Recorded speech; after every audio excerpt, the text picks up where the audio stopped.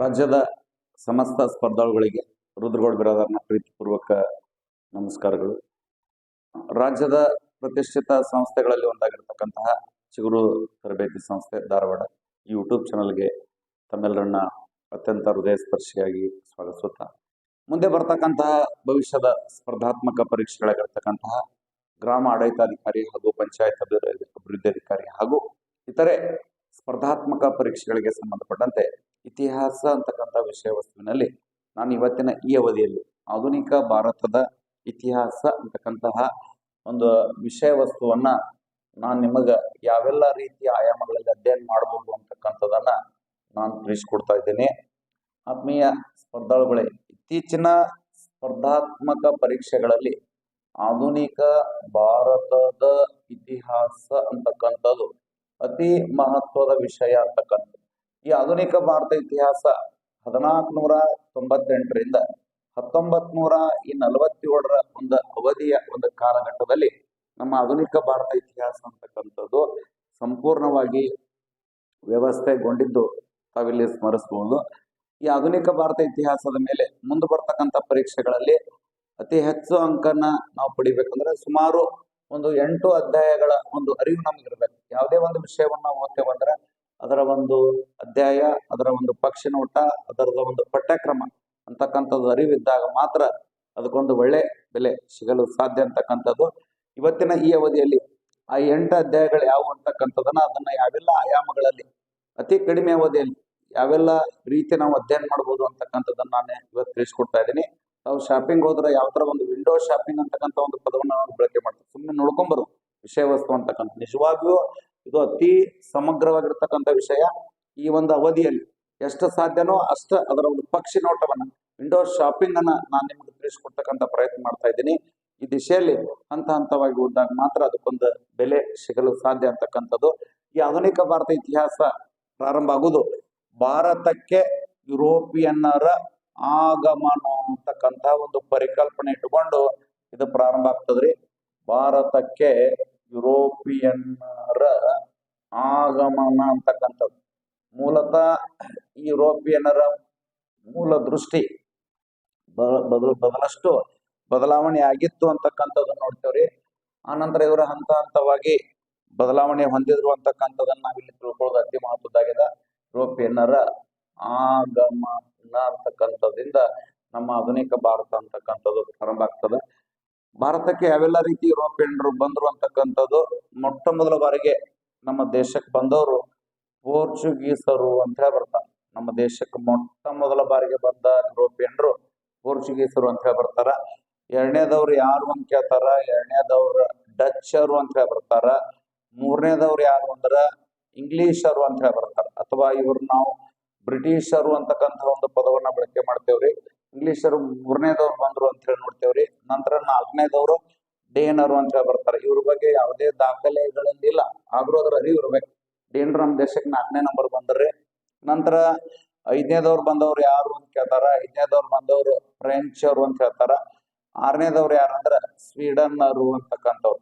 ಇತ್ತೀಚೆಗೆ ಎಲ್ಲರೂ ಕೇವಲ ಫ್ರೆಂಚರು ಕೊನೆಗೆ ಬಂದ್ರು ಅಂತ ಹೇಳ್ತಾರೆ, ಆದ್ರೂ ಸ್ವೀಡನ್ರು ಯುರೋಪಿಯನ್ರು ಇವ್ರು ನಮ್ಮ ದೇಶಕ್ಕೆ ಕೊನೆ ಬಾರಿ ಬಂದ್ರು ಅಂತಕ್ಕಂಥದ್ದು.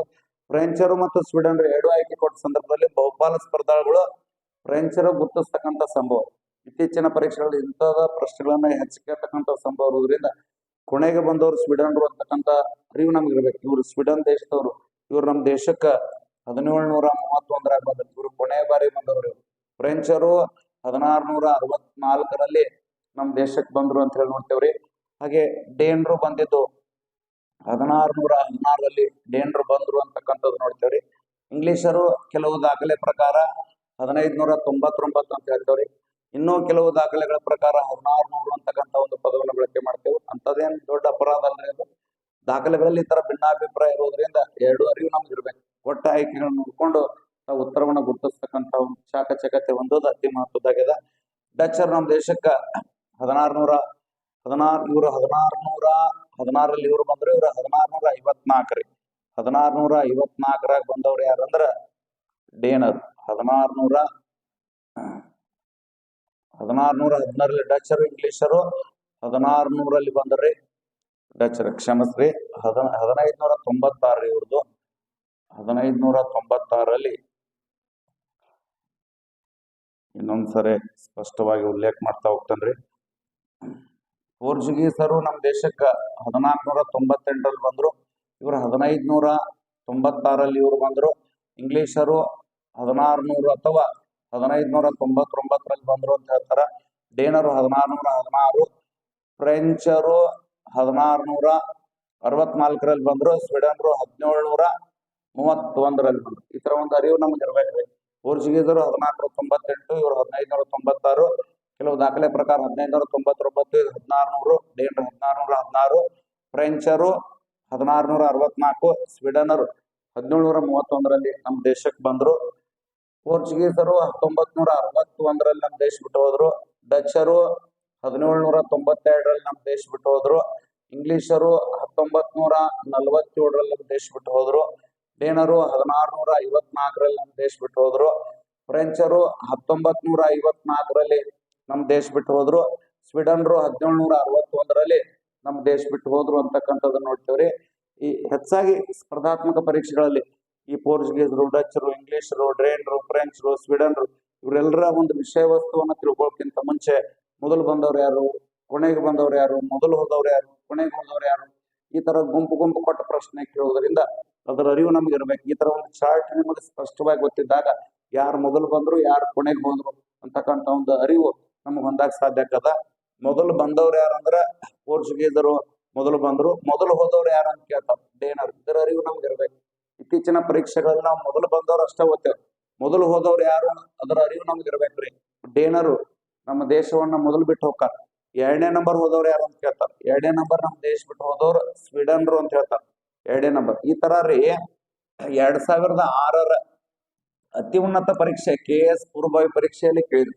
ಇತ್ತೀಚಿನ ಸ್ಪರ್ಧಾತ್ಮಕ ಪರೀಕ್ಷೆಗಳಲ್ಲಿ ಈ ತರ ಒಂದು ವ್ಯವಸ್ಥೆ ಇರೋದ್ರಿಂದ ಅದರ ಅರಿವು ಇರ್ಬೇಕಾಗಿದ್ದು ನಮಗೆ ಅತಿ ಮಹತ್ವದಾಗ್ಯದ. ಡೇನ್ರು ನಮ್ಮ ದೇಶ ಬಿಟ್ಟು ಮೊದಲು ಹೋಗ್ತಾರ್ರಿ. ಸ್ವೀಡನ್ರು 2ನೇ ನಂಬರ್ ಹೋದ್ರು. 3ನೇ ನಂಬರ್ ಹೋದವ್ರು ಯಾರಂದ್ರ ಡಚ್ಚರು 3ನೇ ನಂಬರ್ ನಮ್ಮ ದೇಶ ಬಿಟ್ಟು ಹೋದ್ರು ಅಂತಕ್ಕಂಥದ್ದು. 4ನೇ ನಂಬರ್ ಹೋದವ್ರು ಯಾರಂದ್ರ ಇಂಗ್ಲಿಷರು ಹೋಗ್ತಾರ 4ನೇ ನಂಬರ್. 5ನೇ ನಂಬರ್ ಹೋದವ್ರು ಯಾರಂದ್ರ ಫ್ರೆಂಚರು ನಮ್ಮ ದೇಶ ಬಿಟ್ಟವನ್ನ 5ನೇ ನಂಬರ್ ಹೋದ್ರು. ಕೊನೆಗೆ ಹೋದವ್ರು ಯಾರಂದ್ರ ಪೋರ್ಚುಗೀಸರು. ಇತ್ತೀಚಿನ ಪರೀಕ್ಷೆಗಳಲ್ಲಿ ಹೋದವ್ರು ಯಾರು ಅಂತ ಕೇಳ್ತಕ್ಕಂಥ ಒಂದು ವ್ಯವಸ್ಥೆ ಇರೋದ್ರಿಂದ ಅದರ ಅರಿವು ಇರ್ಬೇಕಾದದ್ದು ನಮಗ ಅತಿ ಮಹತ್ವದಾಗ್ಯದ. ಪೋರ್ಚುಗೀಸರು, ಡಚ್ಚರು, ಇಂಗ್ಲಿಷರು, ಡೇನ್ರು, ಫ್ರೆಂಚರು, ಸ್ವೀಡನ್ರು ಇವರೆಲ್ಲ ಬಂದ ಅನುಕ್ರಮ. ಹೋದ ಅನುಕ್ರಮಕ್ಕೆ ಸಂಬಂಧಪಟ್ಟಂತೆ ಡೇನರು ಮೊದಲ ಬಾರಿಗೆ ಹೋದ್ರು. 2ನೇ ನಂಬರ್ ಸ್ವೀಡನ್ರು ಹೋದ್ರು. 3ನೇ ನಂಬರ್ ಡಚ್ಚರು ಹೋದ್ರು. 4ನೇ ನಂಬರ್ ಇಂಗ್ಲಿಷರು ಹೋದ್ರು. 5ನೇ ನಂಬರ್ ಫ್ರೆಂಚ್ ಹೋದ್ರು. 6ನೇ ನಂಬರ್ ಪೋರ್ಚುಗೀಸರು ಹೋದ್ರು. ಮೊದಲು ಬಂದವ್ರು ಯಾರು, ಕೊನೆಗೆ ಹೋದವ್ರು ಯಾರು, ಆ ನಂತರ ಅನುಕ್ರಮ ಏನು, ಹೋದ ಅನುಕ್ರಮ ಏನು, ಈ ತರ ಎಲ್ಲಾ ಆಯಾಮಗಳಿಂದ ಪ್ರಶ್ನೆ ಕೇಳೋದ್ರಿಂದ ಈ ಒಂದು ಚಾರ್ಟ್ ನಿಮ್ಗೆ ಗೊತ್ತಿದ್ರೆ ಒಂದು ಅಂಕವನ್ನ ತಾವು ಪಡಿಬೇಕು. ಅದ್ರ ಮುಂದುವರೆದ ಭಾಗವಾಗಿ ಈ ಪೋರ್ಚುಗೀಸರು ವ್ಯಾಪಾರ ಕೇಂದ್ರಗಳನ್ನ ಹೊಂದಿರತಕ್ಕಂಥ ಒಂದು ದೃಷ್ಟಿಕೋನವನ್ನ ಹಂತ ಹಂತವಾಗಿ ಮುಂದಾಕ ಸಾಧ್ಯ ಆಗ್ತದ್ರಿ. ಪೋರ್ಚುಗೀಸರು ಕೊಚ್ಚಿನ, ಕಲ್ಲಿಕೋಟೆ, ಕನ್ನಾನೂರು ಅಂತಕ್ಕಂಥ ಸ್ಥಳಗಳಲ್ಲಿ ಮೊದಲು ವ್ಯಾಪಾರ ಕೇಂದ್ರಗಳನ್ನ ಪ್ರಾರಂಭಿಸಿದ್ರು ಅಂತಕ್ಕಂಥದ್ದು. ಮೊಟ್ಟ ಮೊದಲ ಬಾರಿಗೆ ಜಲಮಾರ್ಗವನ್ನ ಕಂಡುಹಿಡಿದವ್ರು ಯಾರಂದ್ರ ಪೋರ್ಚುಗೀಸರು ಅಂತ ಹೇಳ್ತಾರೆ. ಪೋರ್ಚುಗೀಸರಲ್ಲಿ ವಾಸ್ಕೋ ಡ ಗಾಮ ಅಂತಕ್ಕಂತಹ ಒಬ್ಬ ಶ್ರೇಷ್ಠ ನಾವಿಕ ನಮ್ಮ ದೇಶಕ್ಕೆ ಜಲಮಾರ್ಗ ಕಂಡುಹಿಡಿದ. ವಾಸ್ಕೋ ಡ ಗಾಮನ ಬಗ್ಗೆ ಅವನ ಹಡಗುಗಳು ರಾಪೆಲ್, ಗ್ಯಾಬ್ರಿಯೋಲ, ಮೈನೋಗರಿಯಾ, ಬ್ಯಾರಿಯಾ ಅಂತಕ್ಕಂಥ ಒಂದು 4 ಹಡಗಿನ ಮುಖಾಂತರ ವಾಸ್ಕೋ ಡ ಗಾಮ ತನ್ನ ಸಹೋದರ ಪಾಲ್ಕೋ ಡ ಗಾಮನೊಂದಿಗೆ ಬಂದ 150 ಜನ ಸೈನಿಕರೊಂದಿಗೆ ನಮ್ಮ ದೇಶಕ್ಕೆ ಮೊದಲ ಬಾರಿಗೆ ಜಲಮಾರ್ಗವನ್ನ ಕಂಡುಹಿಡದ ಅಂತಕ್ಕಂಥದ್ದನ್ನ ನಾವು ಓದ್ಬೇಕ್ರಿ. ದವಸ ಧಾನ್ಯಗಳನ್ನ ಹೊತ್ತು ತಂದ ಹಡಗು ಯಾವ್ದಂತ ಕೇಳ್ತಾರ, ಬ್ಯಾರಿಯಾ ಅಂತಕ್ಕಂಥ ಹಡಗು. ಸೈನಿಕರನ್ನ ಹೊತ್ತು ತಂದ ಹಡಗು ಯಾವ್ದಂತ ಕೇಳ್ತಾರ, ಮೈನೋಗರಿಯಾ ಅಂತಕ್ಕಂಥ ಹಡಗು. ವಾಸ್ಕೋ ಡ ಗಾಮ ಯಾವ ಹಡಗುಗಳಿದ್ದ ಅಂತ ಕೇಳ್ತಾರ, ಸಾಹು ಗ್ಯಾಬ್ರಿಯೋಲ್ ಅಂತಕ್ಕಂಥ ಹಡಗು. ಸಾಹು ಗ್ಯಾಬ್ರಿಯೋಲ್ ಅಂತಕ್ಕಂಥ ಹಡಗಿನ ಹೆಸರು ತಾವು ಸ್ಪಷ್ಟವಾಗಿ ಸ್ಮರಣೆ ಹೊಂದೋದು ಅತಿ ಮಹತ್ವದಾಗ್ಯದ. ಏಕಂದ್ರೆ ವಾಸ್ಕೋ ಡ ಗಾಮನ ಈ ಒಂದು ಅಧ್ಯಾಯದ ಪ್ರಮುಖ ವಿಷಯ ವಸ್ತುವಾಗಿರೋದ್ರಿಂದ ವಾಸ್ಕೋ ಡ ಗಾಮನ ಹೊತ್ತು ತಂದ ಹಡಗು ಅತಿ ಮಹತ್ವದಾಗಿರ್ತದ. ಪಾಲ್ಕೋ ಡ ಗಾಮ ಆತನ ಸಹೋದರ. ಎಷ್ಟೋ ಸ್ಪರ್ಧಾಳುಗಳಲ್ಲಿ ಈ ಒಂದು ಪಾಲ್ಕೋ ಡ ಗಾಮನ ಒಂದು ಹೆಸರಿನ ಅರಿವು ಇರುವುದಿಲ್ಲ. ಆ ವ್ಯವಸ್ಥೆ ಇಟ್ಟುಕೊಂಡು ಪಾಲ್ಕೋ ಡ ಗಾಮನ ಹೆಸರು ಅತಿ ಮಹತ್ವದಾಗಿದೆ. ಪಾಲ್ಕೋ ಡ ಗಾಮ ವಾಸ್ಕೋ ಡ ಗಾಮನ ಸಹೋದರ. ವಾಸ್ಕೋ ಡ ಗಾಮನ ಜೊತೆ ಪಾಲ್ಕೋ ಡ ಗಾಮ ಬಂದ ಅಂತಕ್ಕಂಥದ್ರ ಒಂದು ಅರಿವು ನಮ್ಗೆ ಇರ್ಬೇಕ್ರಿ. ಈ ತರ ಸುಮಾರು ಒಂದು ತಿಂಗಳ ಕಾಲ ನಮ್ಮ ದೇಶಕ್ಕ ಒಂದು ಜಲಮಾರ್ಗಕ್ಕಾಗಿ ತಾನು ಶೋಧನೆ ಮಾಡಿ ಯಶಸ್ಸು ಹೊಂದಿದ ಅಂತಕ್ಕಂಥದ್ದನ್ನ ನೋಡ್ತೇವ್ರಿ. 1497 ಜುಲೈ ತಿಂಗಳ 8ನೇ ತಾರೀಕ ಈತ ಪ್ರಯಾಣವನ್ನು ಆರಂಭಿಸಿದ ಅಂತಕ್ಕಂಥದ್ದು. 1498 ಮೇ ತಿಂಗಳ 17ನೇ ತಾರೀಕು ನಮ್ಮ ದೇಶಕ್ಕೆ ಮೊದಲ ಬಾರಿಗೆ ಒಂದು ಜಲಮಾರ್ಗವನ್ನ ಕಂಡುಹಿಡಿದ ಅಂತಕ್ಕಂಥದ್ದು. ಇದಕ್ಕ ಒಬ್ಬ ಭಾರತೀಯ ಸಹಾಯ ಮಾಡ್ತಾನ್ರಿ. ಅವನ ಒಂದು ಹೆಸರು ತಾವು ಸ್ಪಷ್ಟ ಹೊಂದುವುದಕ್ಕೆ ಮಾತುದಾಗಿದೆ. ಅಬ್ದುಲ್ ಅಜೀದ್ ಅಥವಾ ಅಬ್ದುಲ್ ಮಜೀದ್ ಅಂತಕ್ಕಂಥ ಒಬ್ಬ ವ್ಯಕ್ತಿ, ಈತ ಗುಜರಾತಿನ ನಾವಿಕ. ಈತನ ಸಹಾಯದಿಂದ ವಾಸ್ಕೋ ಡ ಗಾಮನು ಮೊದಲ ಬಾರಿಗೆ ನಮ್ಮ ದೇಶಕ್ಕ ಜಲಮಾರ್ಗವನ್ನ ಕಂಡುಹಿಡಿದ ಅಂತಕ್ಕಂಥದ್ದು ನೋಡ್ತೇವ್ರಿ. ಇನ್ನೊಂದು ತಾವಿಲ್ಲಿ ಸ್ಪಷ್ಟವಾಗಿ ತಿಳ್ಕೊಬೇಕು, ವಾಸ್ಕೋ ಡ ಗಾಮನು ಕಲ್ಲಿಕೋಟೆಗೆ ಬಂದಿದ್ದು ಯಾವಾಗ ಅಂತ ಕೇಳ್ತಾರೆ. ಇದನ್ನ 2017ರ ಒಂದು ಸ್ಪರ್ಧಾತ್ಮಕ ಪರೀಕ್ಷೆಯಲ್ಲಿ ಪ್ರಶ್ನೆ ಮಾಡಿದ್ರು. ಸಾಮಾನ್ಯವಾಗಿ ಎಲ್ಲರೂ ಮೇ 17 ಅಂತ ತಿಳ್ಕೊತಾರ. ಆದ್ರೆ ಅವ ಕಲ್ಲಿಕೋಟೆಗೆ ಬಂದಿದ್ದು 1498 ಮೇ ತಿಂಗಳ 20ನೇ ತಾರೀಕು. ಈ ತರ ಒಂದು ವ್ಯವಸ್ಥೆ ಒಂದು ಅತಿ ಮಹತ್ವದಾಗಿದೆ. ಸಾಮಾನ್ಯವಾಗಿ ಏನ್ರಿ ಇದ್ರ ವ್ಯತ್ಯಾಸ? ಕಲ್ಲಿಕೋಟೆಗೆ ಎಲ್ಲರೂ ಮೇ 17 ಅಂತ ಹೇಳ್ತಾರಲ್ರಿ, ನೀವು ಯಾಕ್ರಿ ಮೇ 20 ಅಂತ ಹೇಳಕತ್ತೀರಿ? ಸ್ವಲ್ಪ ಸೂಕ್ಷ್ಮ ವ್ಯತ್ಯಾಸ ಅದ್ರಿ, ಅದನ್ನ ನಾವು ಅರಿಬೇಕು. ಮೇ 17ನೇ ತಾರೀಕ ಕೇರಳದ ಕಲ್ಲಿಕೋಟೆಯ ಕಪ್ಪಡ ಅಥವಾ ಕಾಕಪಾಡ ಎಂಬ ಸ್ಥಳಕ್ಕೆ ಬಂದಿದ್ದವ ಮೇ 17. ಹೊಳ್ಳಿ ಕಲ್ಲಿಕೋಟೆಗೆ ಹೋಗಿದ್ ಮೇ 20ನೇ ತಾರೀಕು. ಇದನ್ನ ನಾವು ಪ್ರಥಮ ವರ್ಷದ PUC ಪಠ್ಯ ಪುಸ್ತಕದಲ್ಲಿಯೂ ಸ್ಪಷ್ಟವಾಗಿ ಕೊಟ್ಟಾರ ಮೇ 20 ಅಂತಕ್ಕಂಥ. ಎಷ್ಟೋ ಆಥರ್ಸ್ ಬುಕ್ಗಳಲ್ಲಿ ಮೇ 17 ಅಂತ ಹೇಳ್ಕೊಟ್ಟಾರ. ಅದನ್ನ ಸೂಕ್ಷ್ಮವಾಗಿ ಗ್ರಹಿಸ್ಬೇಕು. ಪ್ರಶ್ನೆ ಪತ್ರಿಕೆ ತೆಗೆಯೋ ಇಂಥದ ಬಂಡವಾಳ. ಎಲ್ಲಿ ಗೊಂದಲದ ಪ್ರಶ್ನೆಗಳಾಗ್ತಾವಲ್ರಿ ಅವುಗಳನ್ನ ಹೆಕ್ಕೆ ತೆಗೆದು ಸ್ಪರ್ಧಾತ್ಮಕ ಪರೀಕ್ಷೆಗಳಲ್ಲಿ ಕೇಳ್ತಾರ. ಸರಳ ಪ್ರಶ್ನೆಗಳನ್ನ ದೇವರಾಣಿಗೂ ಸ್ಪರ್ಧಾತ್ಮಕ ಪರೀಕ್ಷೆಗಳಲ್ಲಿ ಕೇಳುವುದಿಲ್ಲ. ಗೊಂದಲವನ್ನ ಸೃಷ್ಟಿಸ್ತಕ್ಕಂಥ ಪ್ರಶ್ನೆಗಳನ್ನ ಕೇಳ್ತಾರ. ಮತ್ತು ಗೊಂದಲ ಉಂಟಾಗಿ ಮೇ 17 ಟಿಕ್ಕಾಕಿ ಅವ್ರು ಮೇ 20 ಕೀ ಉತ್ತರವನ್ನು ಕೊಟ್ಟಾಗ ಬಹಳಷ್ಟು ನಮಗೆ ನೋವಾಗ್ತಕ್ಕಂಥ ಸಂಗತಿ ಇರೋದ್ರಿಂದ ಸೂಕ್ಷ್ಮವಾದ ವ್ಯತ್ಯಾಸವನ್ನ ಅರಿತು ಹೋದಾಗ ಮಾತ್ರ ಅದಕ್ಕೊಂದು ಬೆಲೆ. ಎಲ್ಲರೂ ಓದ್ತಾರಂದ್ರೆ ಓದೋದಲ್ಲ, ಸೂಕ್ಷ್ಮ ವ್ಯತ್ಯಾಸ ವಿಷಯ ವಸ್ತುವಿನಲ್ಲಿ ಪ್ರತಿಯೊಂದು ಸೂಕ್ಷ್ಮತೆ ಇರಬೇಕು ಅಂದ್ರೆ ಮಾತ್ರ ಸಾಧ್ಯ. ಅದಕ್ಕೆ ಹಿಂದೆ ಆಗಿರ್ತಕ್ಕಂಥ ಒಂದು ಪ್ರಶ್ನೆ ಪತ್ರಿಕೆಗಳ ಒಂದು ಅರಿವು ಅತಿ ಮಹತ್ವದ್ದಾಗಿರೋದ್ರಿಂದ ಅದರ ದೃಷ್ಟಿಕೋನವನ್ನು ಹೊಂದೋದು ಅತಿ ಮಹತ್ವದ್ದಾಗಿದೆ. ಸಪ್ತಾಪುರ ಬಾವಿ ಮ್ಯಾಗ ಹಾದ ಜುಬ್ಲಿ ಸರ್ಕಲ್ ಹೋಗಿದ್ದು ಮೇ 17. ಹೊಳ್ಳಿ ಸಪ್ತಾಪುರ ಬಾವಿಗೆ ಬಂದಿದ್ದು ಮೇ 20. ಇಷ್ಟ ನೋಡಿ ವ್ಯತ್ಯಾಸ. ಇಷ್ಟು ವ್ಯತ್ಯಾಸ ತಿಳ್ಕೊಂಡ್ರೆ ನೀವು ದೊಡ್ಡ ಸಾಧ್ಯ ಮಾಡಿ. ಎಷ್ಟೋ ದಾಖಲೆಗಳು ಮೇ 17 ಕಲ್ಲಿಕೋಟೆ ಅಂತ ಕೊಟ್ಟಾರ. ಕೇರಳದ ಕಲ್ಲಿಕೋಟೆ ಕಪ್ಪಡ ಅಥವಾ ಕಾಕಪಾಡ ಎಂಬ ಸ್ಥಳಕ್ಕೆ ಹೋಗಿದ್ದವ ಮೇ 17. ಹೊಳ್ಳಿ ಕಲ್ಲಿಕೋಟೆಗೆ ಬಂದದ್ದು ಮೇ 20. ಕಲ್ಲಿಕೋಟೆಗೆ ಬಂದದ್ದು ಅಂತ ಕೇಳಿ ಫಸ್ಟ್ ಆಪ್ಷನ್ಸ್ ಮೇ 17 ಅಂತ ಕೊಟ್ಟಿರ್ತಾರ. ಅವಾಗ ನಾವು ಎಷ್ಟು ಸರಳ ಅಂತ ತಿಳ್ಕೊಂಡು ಮೇ 17 ಟಿಕ್ ಹಾಕ್ತೇವೆ. ಆನ್ಸರ್ ಮೇ 20 ಇರೋದ್ರಿಂದ ಸೂಕ್ಷ್ಮತೆ ಇರಲಿ. ಹೆಚ್ಚಾಗಿ ಈ ಕರ್ನಾಟಕ ಎಕ್ಸಾಮಿನೇಷನ್ ಅಥಾರಿಟಿ ಅವ್ರು ಏನ್ ನಡೆಸ್ತಾರಲ್ರಿ ಪರೀಕ್ಷೆಗಳನ್ನ ಇಂಥವ ಕೇಳ್ತಾರ. ಅವ್ರ ದೃಷ್ಟಿಕೋನ ಇದ್ದಾರೆ. KPS ಅವರು ಒಂಥರ ಸ್ಪೀಡ್ ಬಾಲ್ ಇದ್ದಂಗೆ, ಶೋಯಬ್ ಅಖ್ತರ್ ಇದ್ದಂಗೆ. ಇವರು ಸ್ಲೋ ಬಾಲ್ ರೀ. ಸ್ಲೋ ಬಾಲ್ ಹೋದ್ರು ನಮ್ಗೆ ಗೊಂದಲ ಆಗ್ತಕ್ಕಂಥ ವ್ಯವಸ್ಥೆ ಇರೋದ್ರಿಂದ ಈ ತರ ಗೊಂದಲ ಇಟ್ಟುಕೊಂಡು ಓದ್ತಕ್ಕಂಥ ಮನಸ್ಥಿತಿಯನ್ನು ಒಂದು ಸಾಧ್ಯದ. ಪೋರ್ಚುಗೀಸರು, ಡಚ್ಚರು, ಇಂಗ್ಲಿಷರು, ಡೇನ್ರು, ಫ್ರೆಂಚರು, ಸ್ವೀಡನ್ರು ಬರ್ತಾರೆ. ಪೋರ್ಚುಗೀಸರು ಗೋವಾ, ಡಿಯೂರ್, ದಾಮನ್, ಸಾಲ್ಸೆಟ್, ಬೆಸಿನ್ಸ್, ಕೊಚ್ಚಿನ್, ಕಲ್ಲಿಕೋಟೆ, ಕನ್ನಾನೂರು, ಕಪ್ಪಡ, ಹೊನ್ನಾವರ, ಕುಂದಾಪುರ, ಮಂಗಳೂರು ಅಂತಕ್ಕಂಥ ಸ್ಥಳದಲ್ಲಿ ವ್ಯಾಪಾರ ಕೇಂದ್ರ ಮಾಡಿದ್ರು ಅಂತಕ್ಕಂಥದ್ದು ಎಲ್ಲ ದೃಷ್ಟಿ ಇಟ್ಟುಕೊಂಡು ಎಲ್ಲ ರೀತಿಯ ಒಂದು ವ್ಯಾಪಾರ ಕೇಂದ್ರಗಳನ್ನ ಹೊಂದಿ ವ್ಯವಸ್ಥಿತವಾಗಿ ಅಧ್ಯಯನ ಮಾಡಿದಾಗ ಇದಕ್ಕೊಂದು ಒಳ್ಳೆಯ ಬೆಲೆ ಇದೆ. ಇದರಲ್ಲಿ ಇಂಗ್ಲಿಷರ ಪಾತ್ರ ಅತಿ ಮಹತ್ವದಾಗಿದೆ. ಇಂಗ್ಲಿಷರೇ ನಮ್ಮ ದೇಶಕ್ಕೆ ಹೆಚ್ಚು ಪ್ರಾಬಲ್ಯವನ್ನು ಹೊಂದಿದ್ರು. ಇವರು ಸಹ ಒಂದು ವ್ಯವಸ್ಥಿತವಾಗಿರ್ತಕ್ಕಂಥ ಆಳ್ವಿಕೆ ಮಾಡಿದ್ರು. ಇವರ ವ್ಯಾಪಾರ ಕೇಂದ್ರಗಳು ಸೂರತ್, ಆಗ್ರಾ, ಅಹಮದಾಬಾದ್, ಬ್ರೋಚ್, ಮದ್ರಾಸ್, ಬಾಂಬೆ, ಕಲ್ಕತ್ತಾ ಅಂತಕ್ಕಂಥ ಸ್ಥಳ ರೀ. ಪ್ರಾರಂಭದಲ್ಲಿ ಕಲ್ಕತ್ತಾ ಅಂತಕ್ಕಂಥದ್ದು ವ್ಯಾಪಾರ ಕೇಂದ್ರ ಆಗಿತ್ತು. ಆನಂತರ ಹಂತ ಹಂತವಾಗಿ ಇವರು ನಮ್ಮ ಒಂದು ರಾಜಧಾನಿಯನ್ನು ಹೊಂದಿದ್ರು ಅಂತಕ್ಕಂಥದ್ದು ನೋಡ್ತೀವಿ. ಆನಂತರ ನಾವು ಕಲ್ಕತ್ತಾದಿಂದ ದೆಹಲಿಗೆ ಸೆಕೆಂಡ್ ಹಾರ್ಡಿಂಜ್ ಅಂತಕ್ಕಂಥ ವಯಸ್ಸರಾಗಿ ಬಂದ. ಇವತ್ತು ಪ್ರಸ್ತುತ ನಾವು ದೆಹಲಿಯನ್ನು ರಾಜಧಾನಿ ಹೊಂದಿದ್ದೇವೆ ಅಂತಕ್ಕಂಥದನ್ನ ಸ್ಮರಿಸಬಹುದು. ಇಂಗ್ಲಿಷರಿಂದ ನಾವು ಬಹುಪಾಲು ಹಲವಾರು ಅಂಶಗಳನ್ನ ನಾವು ಎರವಲು ಪಡೆದಿರ್ತಕ್ಕಂಥ ದೃಷ್ಟಿಕೋನ ಇರೋದ್ರಿಂದ ಈ ಅಧ್ಯಾಯದಲ್ಲಿ ನಾವು ವ್ಯಾಪಾರ ಕೇಂದ್ರ ಒಂದು ದೃಷ್ಟಿಕೋನ ಇಟ್ಕೊಂಡು ಸರಿಯಾಗಿ ಓದಿದಾಗ ಮಾತ್ರ ಅದಕ್ಕೊಂದು ಬೆಲೆ ನೋಡಿ. ಈ ತರ ಮೊದಲು ಬಂದವರು ಯಾರು, ಕೊನೆಗೆ ಬಂದವರು ಯಾರು, ಎಲ್ಲ ಒಂದು ಆಯಾಮಗಳಲ್ಲಿ ಕೇಳ್ತಾರೆ. ಇದು ಮೊದಲ ಅಧ್ಯಾಯಕ್ಕೆ ಸಂಬಂಧಪಟ್ಟಂತೆ ಈ ತರ ಒಂದು ಪಕ್ಷ ನೋಟದ ಅರಿವು ನಮಗಿರ್ಬೇಕಾದದ್ದು. ಇನ್ನ ನಂತರ ನಮ್ಮ ಆಧುನಿಕ ಭಾರತ ಇತಿಹಾಸದಲ್ಲಿ ನಾನು ಹೇಳ್ತಕ್ಕಂತ ಒಂದು 2ನೇ ಅಧ್ಯಾಯ ಅಂತಕ್ಕಂಥದ್ದು ಭಾರತದಲ್ಲಿ ಬ್ರಿಟಿಷರ ಅಧಿಪತ್ಯ ಸ್ಥಾಪನೆ ಅಂತಕ್ಕಂಥದ್ದು. ಇದು ನಮ್ಮ 2ನೇ ಅಧ್ಯಾಯ. ಭಾರತದಲ್ಲಿ ಬ್ರಿಟಿಷರ ಅಧಿಪತ್ಯ ಸ್ಥಾಪನೆ ಅಂತಕ್ಕಂಥದ್ದು. ನಮ್ಮ ಮೊದಲ ಅಧ್ಯಾಯದಲ್ಲಿ ಯಾವೆಲ್ಲ ರೀತಿಯ ಒಂದು ಯುರೋಪಿಯನ್ ಬಂದ್ರು ಅಂತಕ್ಕಂಥದನ್ನ ತಿಳ್ಕೊಬೇಕ್ರಿ ನೀವು. ಅಂದ್ರೆ ಅದಕ್ಕೊಂದು ಬೆಲೆ ಸಿಗಾಕ ಸಾಧ್ಯ ಅಂತಕ್ಕಂಥದ್ದು. ನಂತರ ಇವರು ನಮ್ಮ ದೇಶದೊಳಗೆ ಯಾವೆಲ್ಲ ರೀತಿಯ ಅಧಿಪತ್ಯ ಸ್ಥಾಪನೆ ಮಾಡಿದ್ರು ಅಂತಕ್ಕಂಥ ವ್ಯವಸ್ಥೆ ಇಟ್ಕೊಂಡು ಅದರ ಆಧಾರದ ಮೇಲೇನೂ ಸಹ ಒಂದು ಸ್ಪರ್ಧಾತ್ಮಕ ಪರೀಕ್ಷೆಗಳಲ್ಲಿ ಪ್ರಶ್ನೆ ಕೇಳ್ತಾ ಹೋಗ್ತಾರ. ಈ ಒಂದು ವಿಷಯಕ್ಕೆ ಸಂಬಂಧಪಟ್ಟಂತೆ ಸುಮಾರು ಒಂದು 21 ಅಂಶಗಳ ಅರಿವು ನಮ್ಗೆ ಇರ್ಬೇಕು ಅಂದ್ರೆ ಮಾತ್ರ ಸಾಧ್ಯ. ಈ ಅಧ್ಯಾಯದಲ್ಲಿ ಯಾವೆಲ್ಲ ರೀತಿ 21 ಅಂಶಗಳನ್ನ ನಾವು ತಿಳ್ಕೊಬೇಕ್ರಿ ಅನ್ನೋದನ್ನ ನಾವು ತಿಳ್ಕೊಬೇಕ್ರಿ. ಇವತ್ತಿನ ಈ ಅವಧಿಯಲ್ಲಿ ನಾನು ಕೇವಲ 21 ಅಂಶಗಳು ಯಾವುವು ಅಂತಕ್ಕಂಥದನ್ನ ನಾನು ಮೊದಲು ಸ್ಪಷ್ಟಪಡಿಸ್ತಾ ಇದ್ದೀನಿ. ನಾನು ಈಗಾಗಲೇ ಪ್ರಾರಂಭದಾಗ ಹೇಳಿದ ಹಾಗೆ ಇದೊಂದು ರೀತಿ ವಿಂಡೋ ಶಾಪಿಂಗ್ ನೋಡ್ಕೊಂಡ್ಬರೋದ್ರ ವಿಷಯ. ಅನಂತರ ಹಂತವಾಗಿ ವಿಷಯಗಳ ಬಗ್ಗೆ ನಾವು ಅಧ್ಯಯನ ಅಂತಕ್ಕಂಥದ್ದನ್ನ ಕೈಗೊಳ್ಳೋಣ. ಭಾರತದಲ್ಲಿ ಬ್ರಿಟಿಷರ ಆಧಿಪತ್ಯಕ್ಕೆ ಸ್ಥಾಪನೆಗೆ ಸಂಬಂಧಪಟ್ಟಂತೆ ಸುಮಾರು ಒಂದು 21 ಅಂಶಗಳು ಯಾವ ಅಂತಕ್ಕಂಥದ ಒಂದು ಪಕ್ಷಿ ನೋಟವನ್ನ ನಾನು ನಿಮಗೆ ತಿಳಿಸ್ತಾ ಇದ್ದೀನಿ. ಇದ್ರ ಮ್ಯಾಗನು ಒಂದು ಅಂಕ ಕಟ್ಟಿಟ್ಟ ಬುತ್ತಿ ಅಂತಕ್ಕಂಥ ಸುಮಾರು ಒಂದು 8 ಅಧ್ಯಾಯ ಅದಾವ. 8 ಅಧ್ಯಾಯದ ಮ್ಯಾಗ ಹಂಗೆ ಕೇಳಿದ್ರೆ 8ಕ್ಕೆ 8 ಪ್ರಶ್ನೆಗಳನ್ನ ಕೇಳ್ತಾರ. ಅಷ್ಟು ನಿರ್ದಿಷ್ಟತೆ ಹೇಳಕ್ಕಾಗಲ್ಲ. ಒಂದು 5ರಿಂದ 6 ಸರಾಸರಿ ಅಂಕಗಳನ್ನು ಕೇಳ್ಬೋದು. ಹೆಚ್ಚಾಗಿ ಒಂದು 10 ಕೇಳ್ಬೋದು, 12 ಕೇಳ್ಬೋದು, 14 ಕೇಳ್ಬೋದು. ನಿರ್ದಿಷ್ಟತೆ ಇಲ್ಲ ಅಂತಕ್ಕಂಥದ್ದು. ಸ್ಪರ್ಧಾತ್ಮಕ ಪರೀಕ್ಷೆಗಳಲ್ಲಿ ಇದ ವಿಷಯದ ಮ್ಯಾಗ ಇಷ್ಟ ಪ್ರಶ್ನೆ ಕೇಳ್ತಾರ ಅಂತ ಹೇಳಿ ದೇವರಾಣಿಗೂ ಯಾರಿಗೆ ಹೇಳಕ್ಕ ಹೌದ್ರಿ. ಆ ಬಂದ ತಕ್ಷಣ ಗೊತ್ತಾಕದ್ರಿ ಇಷ್ಟ ಪ್ರಶ್ನೆಗಳನ್ನ ಕೇಳಿದ್ರು ಅಂತಕ್ಕಂಥ ಈ ಮನಸ್ಥಿತಿ ಇಟ್ಕೊಂಡು ಓದ್ಬೇಕು. ನಮ್ಮ ಇತಿಹಾಸದ ಅರಿವು ನಮಗಿರ್ಬೇಕು. ಪರೀಕ್ಷೆಯಲ್ಲಿ ಪ್ರಶ್ನೆಗಳು ಬರ್ತಾವಂತ ಓದ್ಬಾರ್ದು. ಈ ಮನಸ್ಥಿತಿ ತಾವು ಮೊದಲು ಹೊಂದ್ರಿ ಅಂತಕ್ಕಂಥದ್ದು. ನೋಡೋಣ್ರಿ 21 ಅಂಶಗಳು ಯಾವುವು ಅಂತಕ್ಕಂಥದನ್ನ ನಾನು ಮೊದಲು ನಿಮ್ಗೆ ಪಕ್ಷಿ ನೋಟ ಒಂದು ನೀಲ ನಕಾಶೆಯನ್ನು ಕೊಡ್ತಕ್ಕಂಥ ಪ್ರಯತ್ನ ಮಾಡ್ತೀನಿ. ಆ ನಂತರ ಅವುಗಳ ಒಂದು ಓದಿನ ಅರಿವು ಅಂತಕ್ಕಂಥದ್ದು ಅತಿ ಮಹತ್ವದ್ದಾಗಿದೆ. ಈ ಆಧಿಪತ್ಯಕ್ಕೆ ಸ್ಥಾಪನೆಗೆ ಸಂಬಂಧಪಟ್ಟಂತೆ ಯಾವೆಲ್ಲ ಅಂಶಗಳದಾವ ನೋಡ್ರಿ. ನಂಬರ್ 1 ಯಾವ್ದಂದ್ರ ಕಾರ್ನಾಟಿಕ್ ಯುದ್ಧಗಳು ಅಂತ ಹೇಳಿ ಬರ್ತಾವ್ರಿ. ಕಾರ್ನಾಟಿಕ್ ಯುದ್ಧಗಳು ಅಂತಕ್ಕಂಥ ಒಂದು ಪರಿಕಲ್ಪನೆ ರೀ. ಸುಮಾರು ಒಂದು 3 ಕಾರ್ನಾಟಿಕ್ ಯುದ್ಧಗಳಾಗ್ಯಾವ. ಕಾರ್ನಾಟಿಕ್ ಅಂತಕ್ಕಂಥದ್ದು ಒಂದು ಸ್ಥಳ. ಈ ಸ್ಥಳದಲ್ಲಿ ಇಂಗ್ಲಿಷರು ಮತ್ತು ಫ್ರೆಂಚರ ಮಧ್ಯೆ ಒಂದು ಆಧಿಪತ್ಯಕ್ಕಾಗಿ ಒಂದು ಸಾಮ್ರಾಜ್ಯ ಸ್ಥಾಪನೆಗೋಸ್ಕರ ಸಂಘರ್ಷಗಳ ಪ್ರಾರಂಭ ಆಗ್ತಾವ. ಕಾರ್ನಾಟಿಕ್ ಯುದ್ಧಗಳು. ಈ 3 ಕಾರ್ನಾಟಿಕ್ ಒಂದು ಅರಿವು ನಮಗಿರ್ಬೇಕ್ರಿ.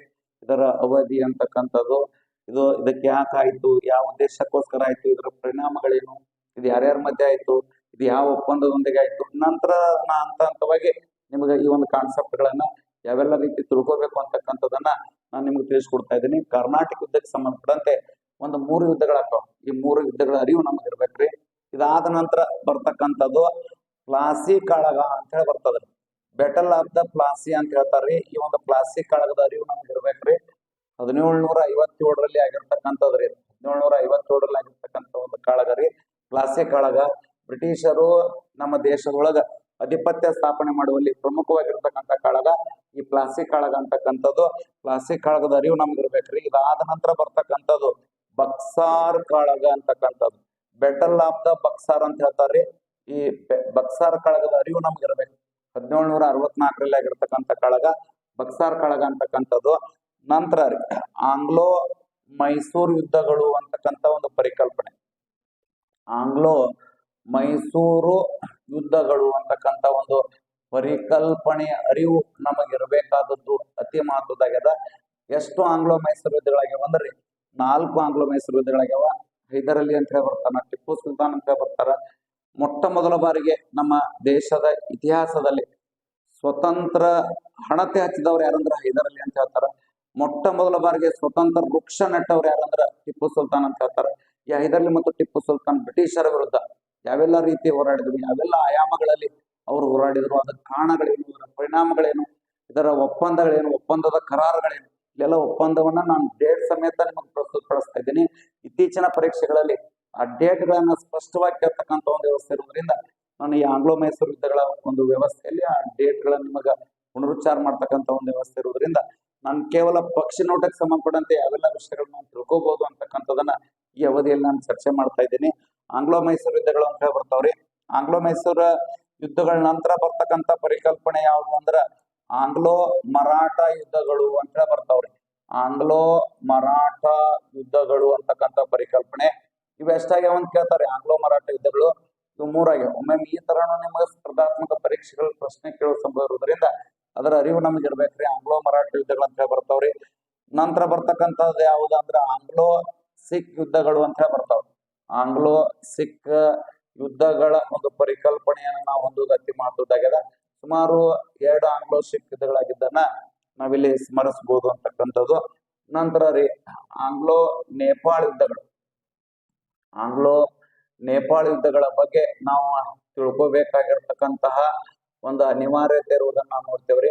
ನಂತರ ರೀ ಆಂಗ್ಲೋ ಅಫ್ಘಾನ್ ಯುದ್ಧಗಳು ಅಂತ ಹೇಳಿ ಬರ್ತಾವ.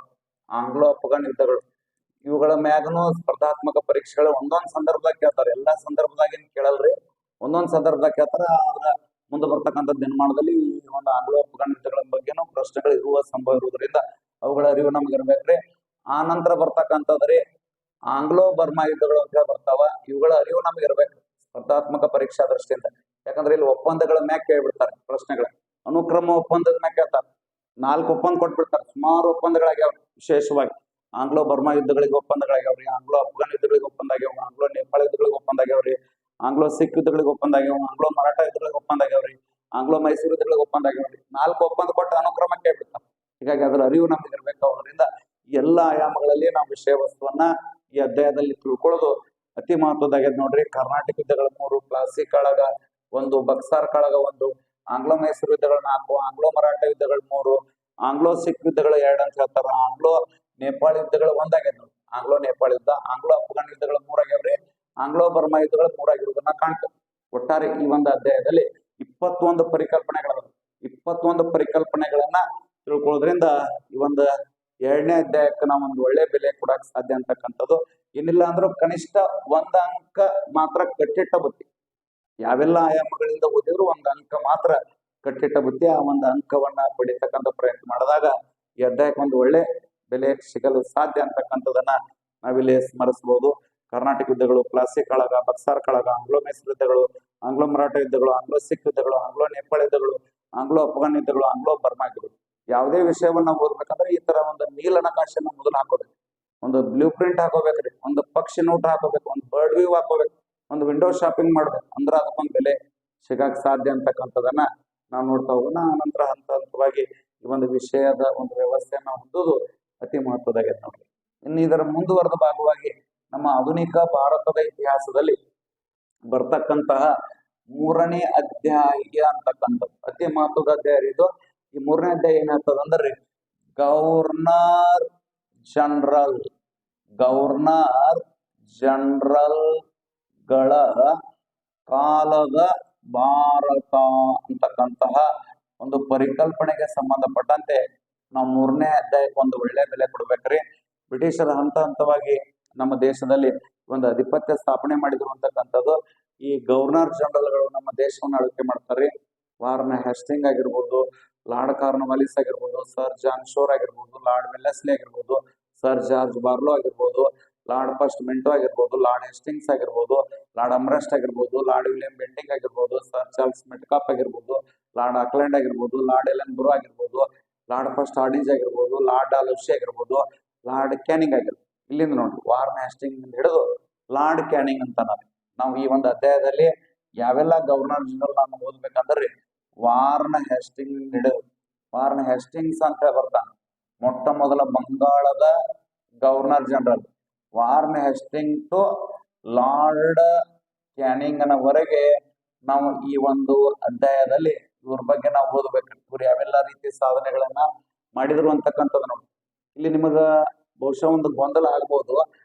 ಒಂದು ರೀತಿ ನಿಮಗೆ ಪ್ರಶ್ನೆ ಕೇಳ್ತಾರೆ ಈ ತರ 2023ರ ಒಂದು IAS ಪ್ರಶ್ನೆ ಪತ್ರಿಕೆಯಲ್ಲಿ ಒಂದು ಪ್ರಶ್ನೆ ಕೇಳಿದ್ರು. ಭಾರತದ ಗವರ್ನರ್ ಜನರಲ್, ಬಂಗಾಳದ ಗವರ್ನರ್ ಜನರಲ್, ಸ್ವಲ್ಪ ಬಹಳ ಗೊಂದಲ ಆಗ್ತದೆ. ಆ ಒಂದು ವ್ಯವಸ್ಥೆ ಇಟ್ಟುಕೊಂಡು ಬಂಗಾಳದ ಮೊದಲ ಗವರ್ನರ್ ಜನರಲ್ ಯಾರಂದ್ರೆ ವಾರ್ನ್ ಹೆಸ್ಟಿಂಗ್, ಭಾರತದ ಮೊದಲ ಗವರ್ನರ್ ಜನರಲ್ ಯಾರಂದ್ರೆ ಲಾರ್ಡ್ ವಿಲಿಯಂ ಬೆಂಟಿಂಗ್. ಒಂದು 1833 ಒಂದು ಚಾರ್ಟರ್ ಕಾಯ್ದೆ ಅಂತ ಬರ್ತದೆ. ಬ್ರಿಟಿಷರು ನಮ್ಮ ದೇಶವನ್ನ ಆಳ್ವಿಕೆ ಮಾಡುವ ಸಂದರ್ಭದಲ್ಲಿ ಕಾಯ್ದೆ ಕಾನೂನುಗಳನ್ನು ಜಾರಿಗೆ ತಂದರು. ರೆಗ್ಯುಲೇಟಿಂಗ್ ಆಕ್ಟ್ ಇಂದ ಹಿಡಿದು 1947ರ ಭಾರತ ಸ್ವತಂತ್ರ ಕಾಯ್ದೆವರೆಗೂ ಸಹ 10 ಹಲವಾರು ಕಾಯ್ದೆಗಳನ್ನು ಜಾರಿಗೆ ತಂದರು. ರೆಗ್ಯುಲೇಟಿಂಗ್ ಆಕ್ಟ್ ಆಗಿರ್ಬೋದು, ಪಿಟ್ಸ್ ಇಂಡಿಯಾ ಆಕ್ಟ್ ಆಗಿರ್ಬೋದು, 4 ಚಾರ್ಟರ್ ಕಾಯ್ದೆಗಳಾಗಿರ್ಬೋದು, 1858ರ ಅಧಿಕಾರ ಹಸ್ತಾಂತರ ಕಾಯ್ದೆ ಆಗಿರ್ಬೋದು, 1861ರ ಕಾಯ್ದೆ ಆಗಿರ್ಬೋದು, 1892ರ ಕಾಯ್ದೆ ಆಗಿರ್ಬೋದು, 1909ರ ಮಾರ್ಲೆಮೆಂಟೋ ಕಾಯ್ದೆ ಆಗಿರ್ಬೋದು, ಮಾಂಟಿಗೆ ಚೆಲ್ಸ್ಫರ್ಡ್ ಕಾಯ್ದೆ ಆಗಿರ್ಬೋದು, 1935ರ ಭಾರತ ಸರ್ಕಾರ ಕಾಯ್ದೆ ಆಗಿರ್ಬೋದು. ಈ ಕಾಯ್ದೆಗಳು ನಮ್ಮ ಸಂವಿಧಾನದ ಒಂದು ಹಿನ್ನೆಲೆಯಲ್ಲಿ ಅತಿ ಪ್ರಮುಖ ಪಾತ್ರ ವಹಿಸಿದ್ವು ಅಂತಕ್ಕಂಥದ್ದು ನೋಡ್ತೀವ್ರಿ. ಆ ಕಾಯ್ದೆ ಬಂಗಾಳ ಎಂಬ ಪದವನ್ನ ತೆಗೆದುಹಾಕಿ ಭಾರತ ಎಂಬ ಪದವನ್ನ ಮೊದಲ ಬಾರಿಗೆ ಅನುಷ್ಠಾನಗೊಳಿಸ್ತದ್ರಿ. ಭಾರತದ ಮೊದಲ ಗವರ್ನರ್ ಜನರಲ್ ಯಾರು ಅಂದ್ರೆ ಲಾರ್ಡ್ ವಿಲಿಯಂ ಬೆಂಟಿಂಗ್ ಅಂತ ಹೇಳ್ತಾರ. ಈ ಒಂದು ಅಧ್ಯಾಯದಲ್ಲಿ ನಾವು ವಾರ್ನ್ ಹೆಸ್ಟಿಂಗ್ ಹಿಡಿದು ಲಾರ್ಡ್ ಕ್ಯಾನಿಂಗ್ ನ ಓದಿವರಿ. 10 ಹಲವಾರು ಸಾಧನೆಗಳಾದವ್ರಿ. ಇದರಲ್ಲಿ lord Cornwallis, warn Hastings, lord Wellesley, lord William Bentinck, lord Dalhousie ಇವ್ರದ್ದು ಪಾತ್ರ ಅತಿ ಮಹತ್ವದಾಗಿ. ಡೆವಲಪರ್ ಡಾಲೌಸಿ ಅಂತ ಕರೀತಾರೆ. ಅವನ ಅವಧಿ ಒಳಗೆ ನಮ್ಮ ದೇಶ ಹೆಚ್ಚು ಅಭಿವೃದ್ಧಿ ಹೊಂದೇವ. ಇವತ್ತೆಲ್ಲ ನಾವು ಇಷ್ಟೆಲ್ಲ ಅಭಿವೃದ್ಧಿ ಹೊಂದೇವ ಅಂದ್ರೆ ಅದಕ್ಕೆ ಮೂಲ ಕಾರಣಕರ್ತ ಯಾರು ಅಂದ್ರೆ ಲಾರ್ಡ್ ಡಾಲೌಸಿ. ಹೀಗಾಗಿ ಅವನನ್ನ ಡೆವಲಪರ್ ಡಾಲೌಸಿ ಅಂತ ಹೇಳ್ತಾರೆ. ಇವತ್ತು ನಮ್ಮ ಸಮಾಜ ಒಳಗೆ 10 ಹಲವಾರು ಸಮಸ್ಯೆಗಳು ಯಾವಂದ್ರ ಅದಕ್ಕೆ ಕಾರಣ ವಿಲಿಯಂ ಬೆಂಟಿಂಗ್. ಹೀಗಾಗಿ ಅವನನ್ನ ಪರೋಪಕಾರಿ ವಿಲಿಯಂ ಬೆಂಟಿಂಗ್ ಅಂತ ಹೇಳ್ತಾರೆ. ಈ ತರ ಒಂದು ಅನ್ವಯಿಕ ಪ್ರಶ್ನೆಗಳನ್ನ ಕೇಳ್ತಕ್ಕಂಥ ವ್ಯವಸ್ಥೆ ಇರುವುದರಿಂದ ಎಲ್ಲ ಗವರ್ನರ್ ಜನರಲ್ಗಳ ಅರಿವು ನಮಗೆ ಅತಿ ಮಹತ್ವದಾಗಿರೋದ್ರಿಂದ ಆ ಒಂದು ವ್ಯವಸ್ಥೆ ಹೊಂದೋದು ಅತಿ ಮಹತ್ವದಾಗಿದೆ. ಯಾರನ್ನ ಪರೋಪಕಾರಿ ಅಂತ ಕರೀತಾರಂದ್ರ ಲಾರ್ಡ್ ವಿಲಿಯಂ ಬೆಂಟಿಂಗ್ ನನ್ನ ಪರೋಪಕಾರಿ ಅಂತಲೇ ಕರೀತಾರ. ಯಾರನ್ನ ಖತರ್ನಾಕ್ ಎಂದು ಕರೆಯಲಾಗಿದೆ ಅಂದ್ರೆ ಲಾರ್ಡ್ ಕಾರ್ನ್ವಾಲಿಸ್ ಖತರ್ನಾಕ್ ಅಂತಲೇ ಕರೀತಾರೆ. ಆತರ ಖತರ್ನಾಕ್ ಕಾರ್ನ್ವಾಲಿಸ್ ಅಂತಕ್ಕಂಥ ವ್ಯವಸ್ಥೆ ಬಹಳಷ್ಟು ಅನುಭವ ಪಡ್ಕೊಂಡಿದ್ರೆ ಅವನ ಬಗ್ಗೆ ಒಂದು ಮಾತು ನೆನಪೇ ಬರ್ತದೆ. ಇದನ್ನ 2008 ಕೇಳಿದ್ರು. ಸಹಾಯಕ ಪ್ರಾಧ್ಯಾಪಕರು ಅಂತಕ್ಕಂಥ ಪರೀಕ್ಷೆಯಲ್ಲಿ ಪ್ರಶ್ನೆ ಮಾಡಿದ್ರು. ಸಾವಿರ ಬಾರಿ ಸೋತವನು ಜಗತ್ತನ್ನ ಗೆಲ್ಲಬಲ್ಲ, ಜೀವನದಲ್ಲಿ ಮೊದಲ ಬಾರಿ ಗೆದ್ದವನು ತನ್ನ ಬದುಕನ್ನ ಗೆಲ್ಲಬಲ್ಲ. ಇದು ಯಾರಿಗೆ ಸಂಬಂಧಪಟ್ಟ ಹೇಳಿಕೆ ಅಂತ ಹೇಳಿದ್ರು. ಅದು ನಿಜವಾಗಿಯೂ ಲಾರ್ಡ್ ಕಾರ್ನ್ವಾಲಿಸ್ ಸಲ್ತದೆ. ಲಾರ್ಡ್ ಕಾರ್ನ್ವಾಲಿಸ್ ಜೀವನದಲ್ಲಿ ಸಾವಿರ ಬಾರಿ ಸೋತವನ ಉದ್ದೇಶದಿಂದ ಆತನಿಗೆ ಖತರ್ನಾಕ್ ಅಂತ ಹೇಳ್ತಾರೆ. ಬಹಳಷ್ಟು ಅನುಭವ ಹೊಂದಿದ್ದ ಟಿಪ್ಪು ಸುಲ್ತಾನ್ ಅವನಕ್ಕಿಂತ ಹೆಚ್ಚ ಅನುಭವ ಇದ್ರು ಸಹ ಕತ್ತಿ ವರಸೆ ಕುದುರೆ ಸವಾರಿಯಲ್ಲಿ ಬಹಳಷ್ಟು ಬಲಿಷ್ಠನಾಗಿದ್ರು ಸಹ ಲಾರ್ಡ್ ಕಾರ್ನ್ವಾಲಿಸ್ನ ಎದುರಿಸಾಕ ಟಿಪ್ಪು ಸುಲ್ತಾನಿಗೂ ಸಹ ಸಾಧ್ಯ ಆಗಲಿ. ಈ ದಿಶೆಯಲ್ಲಿ ಲಾರ್ಡ್ ಕಾರ್ನ್ವಾಲಿಸ್ನ ಅವಧಿಯಲ್ಲಿ ಹಲವಾರು ಕಾರಣಗಳಿವೆ. ಈಗ ಸಿವಿಲ್ ಸರ್ವಿಸ್ ಅಂತ ಹೇಳ್ತಾವ್ರು, ಸಿವಿಲ್ ಸೇವೆಯ ಪಿತಾಮಹ ಅಂತ ಕರೆದಾರ. ಹಾಗೆ ಕಾರ್ಯಾಂಗದಿಂದ ನ್ಯಾಯಾಂಗವನ್ನ ಬೇರ್ಪಡಿಸ್ದ ಅಂತ ಹೇಳಿ ನೋಡ್ತೇವ್ರಿ. ನಾವು ಸಂವಿಧಾನದಾಗ ನೋಡ್ತಾ ಹೋಗ್ತೇವ್ರಿ. ಕಾರ್ಯಾಂಗದಿಂದ ನ್ಯಾಯಾಂಗವನ್ನ ನಾವು ಬೇರ್ಪಡಿಸಕ್ ಸಾಧ್ಯ. ಅದನ್ನ ನಾವು ಮೂಲ ಲಾರ್ಡ್ ಕಾರ್ನ್ವಾಲಿಸ್ ಇಂದ ಕಲಿಯಕ್ ಸಾಧ್ಯ. ಜಮೀನ್ವಾರಿ ಪದ್ಧತಿ ಆಗಿರ್ಬೋದು, ಈಗ ಮುಂದೆ ರೈತವಾರಿ ಪದ್ಧತಿ, ಮಹಲ್ವಾರಿ ಪದ್ಧತಿ, ಹಲವಾರು ಅಂಶಗಳದಾವ. ಆ ಎಲ್ಲ ಅಂಶಗಳ ಒಂದು ಅರಿವು ನಮಗಿದ್ದಾಗ ಮಾತ್ರ ಈ ಒಂದು ಅಧ್ಯಾಯಕ್ಕೆ ಒಂದು ಒಳ್ಳೆ ಬೆಲೆಯನ್ನ ಕೊಡಕ್ ಸಾಧ್ಯ ಅಂತಕ್ಕಂಥದ್ದು.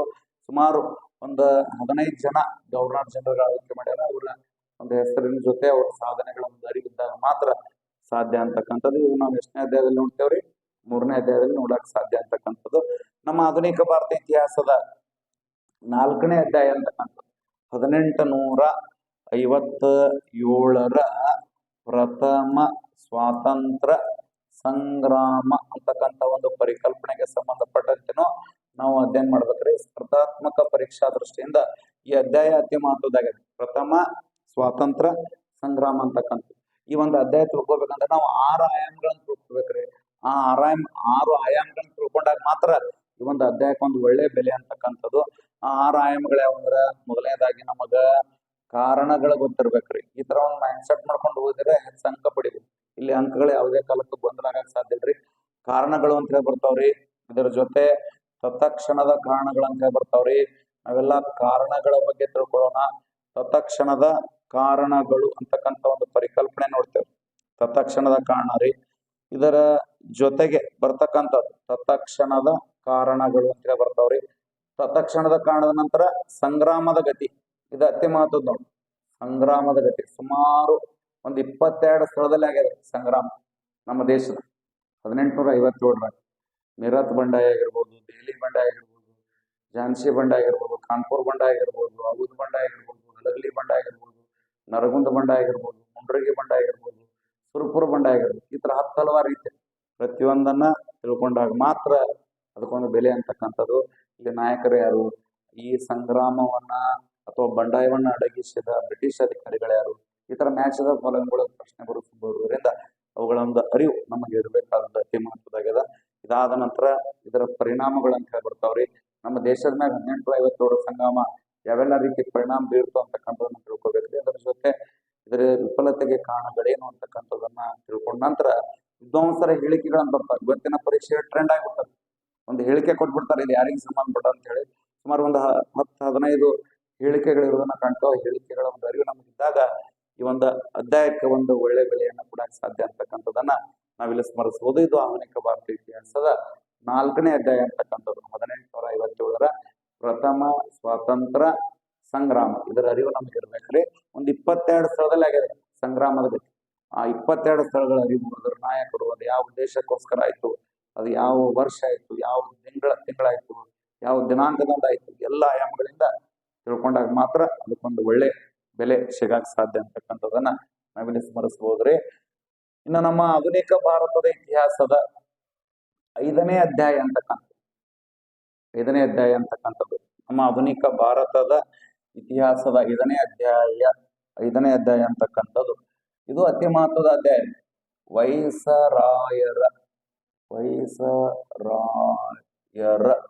ವೈಸರಾಯರುಗಳ ಕಾಲದ ಭಾರತ ಅಂತಕ್ಕಂಥ ಅಧ್ಯಾಯ. ಸಿಂಹಪಾಲು ಪ್ರಶ್ನೆಗಳು ಇಲ್ಲೇ ಇರ್ತಾವ ಈ ಒಂದು ಅಧ್ಯಾಯದಲ್ಲಿ. ಅತಿ ಮಹತ್ವದ ಅಧ್ಯಾಯ ರೀ. ಸಿಂಹಪಾಲು ಪ್ರಶ್ನೆಗಳು ಇಲ್ಲೇ ಇರ್ತಾವ. ವೈಸರಾಯರಗಳ ಕಾಲದ ಭಾರತ ಪ್ರಾರಂಭ ಆಗುವುದು 1858ರಿಂದ 1947 ಒಂದು ಅವಧಿಯನ್ನ ನಾವು ವೈಸರಾಯರಗಳ ಕಾಲದ ಭಾರತ ಅಂತ ಹೇಳ್ತೇವೆ. ಲಾರ್ಡ್ ಕ್ಯಾನಿಂಗ್ ನಿಂದ ಹಿಡಿದು ಲಾರ್ಡ್ ಮೌಂಟ್ ಬೇಟ್ ಅಂತಾನ. Lord Canning, Lord first Elgin, Lord Lawrence, Lord Mayo, Lord Northbrook, Lord Lytton, Lord Ripon, Lord Dufferin, Lord Lansdowne, Lord second Elgin, Lord Curzon, Lord second Minto, Lord second Hardinge, Lord Chelmsford, Lord Reading, Lord Irwin, Lord Willingdon, Lord Linlithgow, Lord Wavell, Lord Mountbatten. ಇತ್ತೀಚೆಗೆ ಒಂದು 545 civil PSI ಪ್ರಶ್ನೆ ಪತ್ರಿಕೆ ನೋಡಿರ್ಬೋದು ತಾವು. ಈ ವೈಸರಾಯರ ಅನುಕ್ರಮ ಕೇಳಿ, ಅನುಕ್ರಮ ಅಂತಕ್ಕಂಥದ್ದು 4 ವೈಸರಾಯ ಹೆಸರು ಕೇಳಿ. ಆ ತರ ಕೇಳಿದ್ರೆ ನಿಮ್ಮಷ್ಟು ಪುಣ್ಯವಂತರ ಜಗತ್ನಾಗ ಯಾರು. ಒಮ್ಮೆ ಆಳವಾಗಿ ಇಳಿದಂದ್ರೆ ಮುಗಿತು, ಕಥೆನ ಮುಗಿತಾರೆ. 10 ಹಲವಾರು ರೀತಿಯ ಅಂಶಗಳದಾವ್ರಿ ವೈಸರಾಯಕ್ಕೆ ಸಂಬಂಧಪಡತ್ತೆ. ನಾವು ಈ ಒಂದು ಅಧ್ಯಾಯದಲ್ಲಿ ಲಾರ್ಡ್ ಕ್ಯಾನಿಂಗ್ ಹಿಡಿದ ಲಾರ್ಡ್ ಮೌಂಟ್ ಬೇಟ್ ಅಂತ ಇಲ್ಲಿ ಆ NC ಅಧಿವೇಶನಗಳಂತ ಹೇಳಿ ನಡೀತಾವ್ರಿ. ಆ ಅಧಿವೇಶನಗಳ ಅರಿವು ನಮ್ಗೆ ಇರ್ಬೇಕು. 1885ರಿಂದ 1947 ತನಕ ಸುಮಾರು ಒಂದು 59 ಅಧಿವೇಶನ ಅದಾವ. 59 ಅಧಿವೇಶನದ ಅರಿವು ನಮ್ಗೆ ಇರ್ಬೇಕು. ಬೇರೆ ಬೇರೆ ಸ್ಪರ್ಧೆ ಒಂದು 10-15 ಓದ್ತಾರೆ. ನಾವು ಒಂದಲ್ಲ, ಎಲ್ಲಾ ಅಧಿವೇಶನಗಳನ್ನ ತಿಳ್ಕೊಬೇಕು. ಮುಂದೆ ಬರ್ತಕ್ಕಂಥ ದಿನಮಾನದ ಪರೀಕ್ಷೆಗಳಲ್ಲಿ ಮನಸ್ಸಿಗೆ ಒಂದು ಅಧಿವೇಶನದ ನಾವು ಪ್ರಶ್ನೆ ಕೇಳ್ಬೋದು. ನಿರ್ದಿಷ್ಟವಾಗಿ ಇದ ಕೇಳ್ತಾನ ಅಂತ ಹೇಳಕ್ಕಾಗ. ಆ 59 ಅಧಿವೇಶನ ತಿಳ್ಕೊತಕ್ಕಂಥ ಒಂದು ಪ್ರಯತ್ನ ಮಾಡೋದು ಅತಿ ಮಹತ್ವದಾಗಿದೆ. ಅದಕ್ಕೂ ನಾವು ನಿರಂತರವಾಗಿ ಪ್ರಯತ್ನ ಪಟ್ಟಾಗ ಮಾತ್ರ ಅದಕ್ಕೊಂದು ಬೆಲೆ ಅಂತಕ್ಕಂಥದ್ದು. ರೌಂಡ್ ಟೇಬಲ್ ಕಾನ್ಫರೆನ್ಸ್ ಅಂತ ಬರ್ತಾವ್ರಿ, ದುಂಡು ಮೇಜಿನ ಸಮ್ಮೇಳನಗಳಂತ ಬರ್ತಾವು. 3 ದುಂಡು ಮೇಜಿನ ಸಮ್ಮೇಳನಗಳಾಗ್ಯಾವ್ರಿ. ಗಾಂಧೀಜಿ ಒಪ್ಪಂದ ಆಗಿರ್ಬೋದು, ಮತೀಯ ಕೊಡುಗೆ ಆಗಿರ್ಬೋದು, ಆಗಸ್ಟ್ನ ಕೊಡುಗೆ ಅಥವಾ ಮತೀಯ ಕೊಡುಗೆ, ಆಗಸ್ಟ್ನ ಕೊಡುಗೆ, ಕ್ವಿಟ್ ಇಂಡಿಯಾ ಮೂವ್ಮೆಂಟ್, ದಂಡಿ ಸತ್ಯಾಗ್ರಹ. ಇಲ್ಲಿ ಚಾರಿತ್ರಿಕ ಅನುಕ್ರಮ ಅತಿ ಮಹತ್ವದ. ಆ ಚಾರಿತ್ರಿಕ ಅನುಕ್ರಮದ ಆಧಾರದ ಮೇಲೆ ತಿಳ್ಕೊಂಡಾಗ ಮಾತ್ರ ಈ ಒಂದು ಅಧ್ಯಾಯಕ್ಕೆ ಒಂದು ಒಳ್ಳೆ ಬೆಲೆ ಸಿಗಾಕ ಸಾಧ್ಯ ಅಂತಕ್ಕಂಥದ್ದು. ಚಂಪಾರಣ್ಯ ಸತ್ಯಾಗ್ರಹ, ಅಹಮದಾಬಾದ್ ಗೇಣಿ ಸತ್ಯಾಗ್ರಹ, ಖೇಡಾ ಸತ್ಯಾಗ್ರಹ, ಖಿಲಾಫತ್ ಚಳವಳಿ, ಜಲಿಯನ್ವಾಲಾ ಬಾಗ್ ಹತ್ಯಾಕಾಂಡ, ರೌಲತ್ ಕಾಯ್ದೆ, ಅಸಹಕಾರ ಚಳವಳಿ, ಚೌರಾಚೌರಿ ಘಟನೆ, ಸ್ವರಾಜ್ಯ ಪಕ್ಷ ಸ್ಥಾಪನೆ, ಸೈಮನ್ ಆಯೋಗ ನಮ್ಮ ದೇಶಕ್ಕೆ ಬಂದದ್ದು, ಯಾವೆಲ್ಲ ಸದಸ್ಯರು ಬಂದರು, ನೆಹರು ವರದಿ, ಆನಂತರ ಬಾರ್ಡೋಲಿ ಸತ್ಯಾಗ್ರಹ ರೀ, ಗಾಂಧೀಜಿನ ಮಾತುಕತೆಗಳು, ದಂಡಿ ಸತ್ಯಾಗ್ರಹ, 10 ಹಲವಾರು ಅಂಶಗಳು ಹೇಳ್ಕೊತ ಹೋದ್ರೆ ಬೆಳಕತ್ತಂಗ ಅಷ್ಟು ವಿಚಾರಗಳದಾವ್ರಿ ಈ ವಿಷಯಕ್ಕೆ ಸಂಬಂಧಪಟ್ಟ. ಆದ್ರೂ ಕೇವಲ ಪಕ್ಷಿ ನೋಟಕ್ಕೆ ಸಂಬಂಧಪಟ್ಟಂತೆ ನಾನು ಚರ್ಚೆ ಮಾಡಕತ್ತನ್ರಿ. ಅದರ ಅರಿವು ಇರಬೇಕು. ವಿಶೇಷವಾಗಿ 10 ಹಲವಾರು ಇತಿಹಾಸ ಅಂದ್ರೆ ಎಂದೂ ಮುಗಿಯದ ಇತಿಹಾಸ. ನಮ್ಮ ಇತಿಹಾಸ ಸಿಲೆಬಸ್ ಒಟ್ಟ ಮುಗಿಯಲ್ಲ. ನಿಮ್ ಕೈಯಾಗ ಆರ್ಡರ್ ಕಾಪಿ ಬಂದಾಗ ಅಷ್ಟು ಸುದೀರ್ಘ ಇತಿಹಾಸ ನಮ್. ಹೌದ್ರಿ. ಈ ಎಲ್ಲಾ ಆಯಾಮಗಳಲ್ಲಿ ನಾವು ವೈಸರಾಯರುಗಳ ಕಾಲದ ಭಾರತದಲ್ಲಿ ಸುಮಾರು ಒಂದು 20 ಜನ ವೈಸರಾಯರದಾರ್ರಿ. 20 ಜನ ವೈಸರಾಯರ ಒಂದು ಅರಿವು ನಮಗಿರ್ಬೇಕು. ಅವ್ರದ ಒಂದು ಕಾಲಘಟ್ಟಗಳ ಅರಿವು, ಅವರ ಅವಧಿಯಲ್ಲಿ ಏನೆಲ್ಲಾ ಸಾಧನೆಗಳಾದವು ಅಂತಕ್ಕಂಥದನ್ನ ನಾವು ತಿಳ್ಕೊಂಡಾಗ ಮಾತ್ರ ಈ ಒಂದು ಅಧ್ಯಾಯಕ್ಕೆ ಒಂದು ಒಳ್ಳೆ ಬೆಲೆ ಕೊಡಕ್ ಸಾಧ್ಯ. ಇಲ್ಲಿನ ನೋಡಿ ವಿಶೇಷವಾಗಿ ಈ ಒಂದು ಕ್ಷೇತ್ರದಲ್ಲಿನ ಮಂದಗಾಮಿಗಳು ಅಂತ ಹೇಳಿ ಬರ್ತಾರೆ. ಇಲ್ಲೇ ಮುಂದುವರೆದ ಭಾಗ ಇದು. ಮಂದಗಾಮಿಗಳು ಅಂತ ಹೇಳಿ ಬರ್ತಾರ್ರಿ. ಸುಮಾರು ಇವರಾದ ನಂತರ ತೀವ್ರಗಾಮಿಗಳು ಅಂತ ಹೇಳಿ ಬರ್ತಾರ್ರಿ. ಇದಾದ ನಂತರ ಕ್ರಾಂತಿಕಾರಿಗಳು ಅಂತ ಹೇಳಿ ಬರ್ತಾರೆ. ಇವರೆಲ್ಲರ ಬಗ್ಗೆ ನಾವು ತಿಳ್ಕೊಳ್ಳೋದು ಅತಿ ಮಹತ್ವದಾಗಿದೆ. ಸುಮಾರು ನಮ್ಮ ದೇಶದಲ್ಲಿ ಒಂದು 100 ಜನ ಮಂದಗಾಮಿಗಳಿದ್ರು ಅಂತ ಹೇಳ್ತಾರೆ. ಅಷ್ಟೆಲ್ಲ ಸ್ಪರ್ಧಾತ್ಮಕ ಪರೀಕ್ಷೆಗೆ ಅತಿ ಮಹತ್ವದಲ್ರಿ. ಅತಿ ಪ್ರಮುಖ GK ಗೋಖಲೆ ಆಗಿರ್ಬೋದು, ದಾದಾಬಾಯಿ ನವರೋಜಿ ಆಗಿರ್ಬೋದು, ಮದನ್ ಮೋಹನ್ ಮಾಳವಿಯ ಆಗಿರ್ಬೋದು, ಸುರೇಂದ್ರನಾಥ್ ಬ್ಯಾನರ್ಜಿ ಆಗಿರ್ಬೋದು, WC ಬ್ಯಾನರ್ಜಿ ಆಗಿರ್ಬೋದು, ದಿನಶಾ ವಾಚೆ ಆಗಿರ್ಬೋದು. ಈ ತರ 10 ಹಲವಾರು ಪ್ರಮುಖ ಮಂದಗಾಮಿಗಳ ಒಂದು ಅರಿವು ನಮ್ಗೆ ಇರ್ಬೇಕ್ರಿ. ಇದಾದ ನಂತರ ತೀವ್ರಗಾಮಿಗಳು ಒಂದು 4 ಜನ ಅದ. ಇವ್ರ ವ್ಯಕ್ತಿತ್ವದ ವಿಶೇಷತೆ ಗೊತ್ತಿರ್ಬೇಕ್ರಿ. ಇವ್ರ ವ್ಯಕ್ತಿತ್ವಕ್ಕೆ ಸಂಬಂಧಪಟ್ಟಂತೆ ಏನೆಲ್ಲ ವಿದ್ವಾಂಸರು ಹೇಳಿಕೆ ಕೊಟ್ಟರು. ಇವತ್ತಿನ ಟ್ರೆಂಡ್ ಅದೇ. ಈ ವ್ಯಕ್ತಿತ್ವಕ್ಕೆ ಸಂಬಂಧಪಟ್ಟಂತೆ ಹೇಳಿಕೆಗಳು, ಆ ಹೇಳಿಕೆಗಳನ್ನು ತಿಳ್ಕೊಳ್ತಕ್ಕಂಥ ಪ್ರಯತ್ನ ಮಾಡೋಣ. ಅದಕ್ಕೆ ವಿಶೇಷವನ್ನು ಹೊಂದೋದು ಅತಿ ಮಹತ್ವದ್ದಾಗಿದೆ. ಇಲ್ಲಿ ಬಾಲ್ ಗಂಗಾಧರ್ ತಿಲಕ್ ಆಗಿರ್ಬೋದು, ಲಾಲಾ ಲಜಪತ್ ರಾಯ್ ಆಗಿರ್ಬೋದು, ಬಿಪಿನ್ ಚಂದ್ರ ಪಾಲ್ ಆಗಿರ್ಬೋದು, ಅರವಿಂದ್ ಘೋಷ್ ಆಗಿರ್ಬೋದು, ಈ ತರ ಮಹಾನ್ ನಾಯಕರು ನಮ್ಮ ದೇಶಕ್ಕೆ ತಮ್ಮ ಪ್ರಾಣ ಬಲಿದಾನವನ್ನು ಅರ್ಪಿಸಿದ್ರು ಅಂತಕ್ಕಂಥದ್ದು ಅವ್ರ ವ್ಯಕ್ತಿತ್ವಕ್ಕೆ ಸಂಬಂಧಪಟ್ಟಂತೆ ತಿಳ್ಕೊಬೇಕು. ದೊಡ್ಡ ದೊಡ್ಡ ದಫ್ತರ್ ಬುಕ್ ಅದಾವ್ರಿ ಅವ್ರ ವ್ಯಕ್ತಿತ್ವಕ್ಕೆ ಸಂಬಂಧಪಟ್ಟಂತೆ. ಸಾಮಾನ್ಯ ಜ್ಞಾನ ಪರೀಕ್ಷೆಗೆ ಏನ್ ಬೇಕೋ ಅದನ್ನ ನಾವು ತಿಳ್ಕೊಳ್ತಕ್ಕಂಥ ಒಂದು ಪ್ರಯತ್ನ ಮಾಡಿದಾಗ ಇದಕ್ಕೊಂದು ಒಳ್ಳೆ ಬೆಲೆ ಅಂತಕ್ಕಂಥದ್ದು ಸಿಗಾಕ ಸಾಧ್ಯ. ಸುಮಾರು ಕ್ರಾಂತಿಕಾರಿಗಳು 6,50,000 ಜನ ಕ್ರಾಂತಿಕಾರಿಗಳು, ನಿಜವಾದ ಹೋರಾಟಗಾರ ಕ್ರಾಂತಿಕಾರಿಗಳು. ಕ್ರಾಂತಿಕಾರಿಗಳು ಅಂತ ಹೇಳ್ತಾರೆ 6,50,000 ಜನ. ಅಷ್ಟೆಲ್ಲ ಪರೀಕ್ಷೆ ಇಂಪಾರ್ಟೆಂಟ್ ಅಲ್ರಿ. ಸುಮಾರು ಟಾಪ್ 16 ಕ್ರಾಂತಿಕಾರಿಗಳ ಬಗ್ಗೆ ನಾವು ತಿಳ್ಕೊಬೇಕ್ರಿ. ವಾಸುದೇವ್ ಬಲವಂತ್ ಫಡ್ಕೆ ಆಗಿರ್ಬೋದು, ಚಂದ್ರಶೇಖರ್ ಆಜಾದ್ ಆಗಿರ್ಬೋದು, ಭಗತ್ ಸಿಂಗ್ ಆಗಿರ್ಬೋದು, VD ಸಾವರ್ಕರ್ ಆಗಿರ್ಬೋದು, ರಾಮ್ ಪ್ರಸಾದ್ ಬಿಸ್ಮಿಲ್ಲಾ, ಶ್ಯಾಮ್ಜಿ ಕೃಷ್ಣ ಶರ್ಮಾ, ಕಲ್ಪನಾ ದತ್ತಾ, ಮೇಡಮ್ ಕಾಮ, ದುರ್ಗಾಬಾಯಿ, ಜಿತಿನ್ ದಾಸ್, 10 ಹಲವಾರು ಹೇಳ್ಕೊತೋದ್ರೆ ಬೆಳಕಕ್ಕಲ್ಲ ಅಷ್ಟು ಕ್ರಾಂತಿಕಾರಿಗಳು. ವಿಶೇಷ ಅತಿ ಪ್ರಮುಖ ಕ್ರಾಂತಿಕಾರಿಗಳು, ಅವರ ಸಂಘಟನೆಗಳು, ಅವ್ರು ಯಾವೆಲ್ಲ ರೀತಿ ಹೋರಾಟ ಮಾಡಿದ್ರು, ಅವರು ದರೋಡೆ ಅಂದ್ರೆ ಅವ್ರ ದೃಶ್ಯೋಗ ಅದು ತಪ್ಪಲ್ಲ. ಬ್ರಿಟಿಷರಿಗೆ ಯಾವಾಗಲೂ ದರೋಡೆ ಈ ತರ ಲೂಟಿ ಅಂತಕ್ಕಂಥ ವ್ಯವಸ್ಥೆ ಅವ್ರು ಯಾವತ್ತೂ ಆ ತರ ತಪ್ಪಂತ ತಿಳ್ಕೊಂಡಿಲ್ಲ. ನೀವು ದರೋಡೆ ಲೂಟಿ ಅಂದ್ರೆ ತಪ್ಪು ತಿಳ್ಕೊಬೇಡ್ರಿ. ನಮ್ಮ ಹಣವನ್ನು ನಾವು ತಗೊಳಕ ಅದು ಯಾವುದೇ ರೀತಿ ತಪ್ಪಲ್ಲ ಅಂತಕ್ಕಂಥ ಮನಸ್ಥಿತಿ ಇತ್ರಿ. ಬ್ರಿಟಿಷರಿಗೆ ನಿಜವಾಗಿಯೂ ಸಿಂಹಾಸನವಾದವರು ಯಾರಂದ್ರೆ ಕ್ರಾಂತಿಕಾರಿಗಳು ಅಂತ ಹೇಳ್ಬೋದು. ಈ ಕ್ರಾಂತಿಕಾರಿಗಳ ಒಂದು ಸಮಗ್ರ ವಿವರಣೆ ಅಂತಕ್ಕಂಥದ್ದು ನಾವು ಈ ಒಂದು ಕಾಲಘಟ್ಟದಲ್ಲಿ ತಿಳ್ಕೊಳ್ಳೋಕೆ ಸಾಧ್ಯ ಇಲ್ಲ. ಇದನ್ನ ನಾವು 6ನೇ ಅಧ್ಯಾಯ ಅಂತ ಹೇಳಿ ಹೋಲಿಕೆ ಮಾಡ್ತೇವೆ ಅಧ್ಯಯನ ದೃಷ್ಟಿಯಿಂದ. ವೈಸ್ರಾಯರು 5ನೇ ಅಧ್ಯಾಯ, 6ನೇ ಅಧ್ಯಾಯ ಒಂದು ಮಂದಗಾಮಿ ತೀವ್ರಗಾಮಿ ಕ್ರಾಂತಿಕಾರಿಗಳ ಒಂದು ಅರಿವು ಹೊಂದೋದು ಅತಿ ಮಹತ್ವದಾಗ್ಯದ. ಇದು ವಿಶೇಷವಾಗಿ 6ನೇ ಅಧ್ಯಾಯಕ್ಕೆ ಸಂಬಂಧಪಟ್ಟಂತೆ. ಇನ್ನು ಅತಿ ಪ್ರಮುಖ ಅಧ್ಯಾಯ 7ನೇ ಅಧ್ಯಾಯ ಅಂತಕ್ಕಂಥದ್ದು ಸಾಮಾಜಿಕ ಧಾರ್ಮಿಕ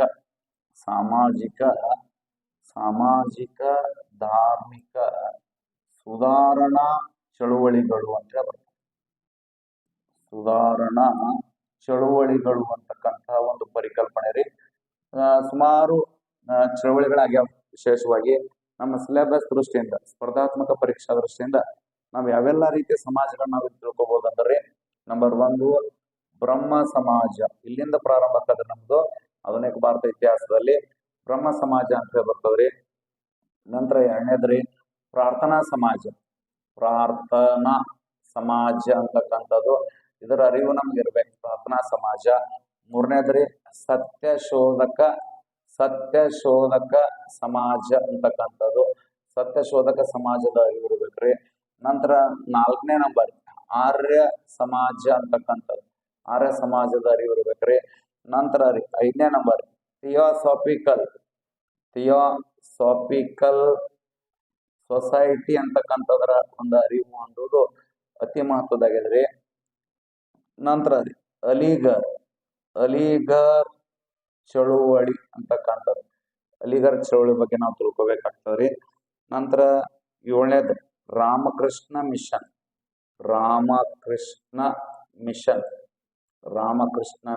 ಅರಿವು ನಮಗಿರ್ಬೇಕ್ರಿ. ಇನ್ನು ನಂತರ 8ನೇ ನಂಬರ್ ಸರ್ವ ಧರ್ಮ ಪರಿಪಾಲನಾ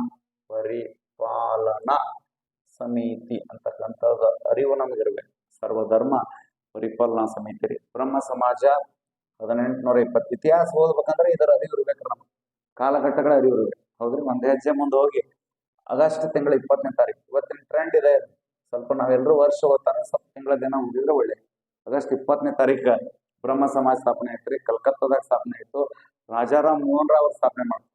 ಅವರ ವ್ಯಕ್ತಿತ್ವದ ಬಗ್ಗೆ ತಿಳ್ಕೊಬೇಕ್ರಿ. ಅವರ ಪತ್ರಿಕೆಗಳು, ಅವರ ಗ್ರಂಥಗಳು, ಅವ್ರಿಗೆ ಏನೆಲ್ಲಾ ರೀತಿ ಹೇಳಿಕೆಗಳನ್ನು ಕೊಟ್ಟರು, ಯಾವ ವಿದ್ವಾಂಸರು ಕೊಟ್ಟರು, ಅವ್ರು ಏನೆಲ್ಲಾ ರೀತಿ ನಮ್ಮ ಸಮಾಜವನ್ನು ಸುಧಾರಣೆ ಮಾಡಿದ್ರು, ಈ ಆಯಾಮಗಳಿಂದ ಓದ್ಬೇಕು ಅಂದ್ರೆ ಅದಕ್ಕೊಂದು ಬೆಲೆ ರೀ. ಇದು ಬ್ರಹ್ಮ ಸಮಾಜ ಅಂತಕ್ಕಂಥದ್ದು. ನಂತರ ಪ್ರಾರ್ಥನಾ ಸಮಾಜ 1867 ಅಂತಕ್ಕಂಥದ್ದು ಮಾರ್ಚ್ ತಿಂಗಳ 31ನೇ ತಾರೀಕು ಈ ಪ್ರಾರ್ಥನಾ ಸಮಾಜ ಸ್ಥಾಪನೆ ಆಗ್ತದ್ರಿ. ಎಲ್ಲಿ ಸ್ಥಾಪನೆ ಆಯ್ತು ಅಂದ್ರ ಮಹಾರಾಷ್ಟ್ರದ ಬಾಂಬೆ ಎಂಬ ಸ್ಥಳದಲ್ಲಿ ಸ್ಥಾಪನೆ ಆಯ್ತು. ಸ್ಥಾಪಕರು ಯಾರಂದ್ರ ಡಾಕ್ಟರ್ ಆತ್ಮಾರಾಮ ಪಾಂಡುರಂಗ ಅಂತ ಹೇಳ್ತಾರ. ಅವ್ರ ಬಗ್ಗೆ, ಅವ್ರ ವ್ಯಕ್ತಿತ್ವದ ಬಗ್ಗೆ, ಅವರ ತಂದೆ ತಾಯಿ, ಅವರ ಗ್ರಂಥಗಳು, ಅವರ ಪತ್ರಿಕೆಗಳು, ಅವರಿಗೆ ಸಂಬಂಧಪಟ್ಟಂತೆ ವಿದ್ವಾಂಸರು ಏನೇನು ಹೇಳಿಕೆ ಕೊಟ್ಟರು ಎಲ್ಲವನ್ನ ಪ್ರೀವಿಯಸ್ ಕ್ವಶನ್ ಆಧಾರದ ಮೇಲೆ ಓದಿದಾಗ ಮಾತ್ರ ಅದಕ್ಕೊಂದು ಬೆಲೆ. ನಮ್ಮ ಪಕ್ಷಿ ನೋಟದ ಆಧಾರದ ಮೇಲೆ ನಾನು ನಿಮಗೆ ತಿಳಿಸಾಕತ್ತೀನಿ. ಇದು ಪ್ರಾರ್ಥನಾ ಸಮಾಜ ಅಂತಕ್ಕಂಥ ಅದರ ಅರಿವು ನಮ್ಗೆ ಇರ್ಬೇಕ್ರಿ. ನಂತರ ಸತ್ಯಶೋಧಕ ಸಮಾಜ 1870. ಈ ತರ ಒಮ್ಮೊಮ್ಮೆ ಅನುಕ್ರಮಕ್ಕೆ ಬಿಡ್ತಾರೆ. ಎಷ್ಟೋ ಸ್ಪರ್ಧಾಗಳು ಬ್ರಹ್ಮ ಸಮಾಜ ನಂತರ ಆರ್ಯ ಸಮಾಜ ಅಂತ ಹೇಳ್ತಾರೆ. ತಪ್ಪ್ರಿ.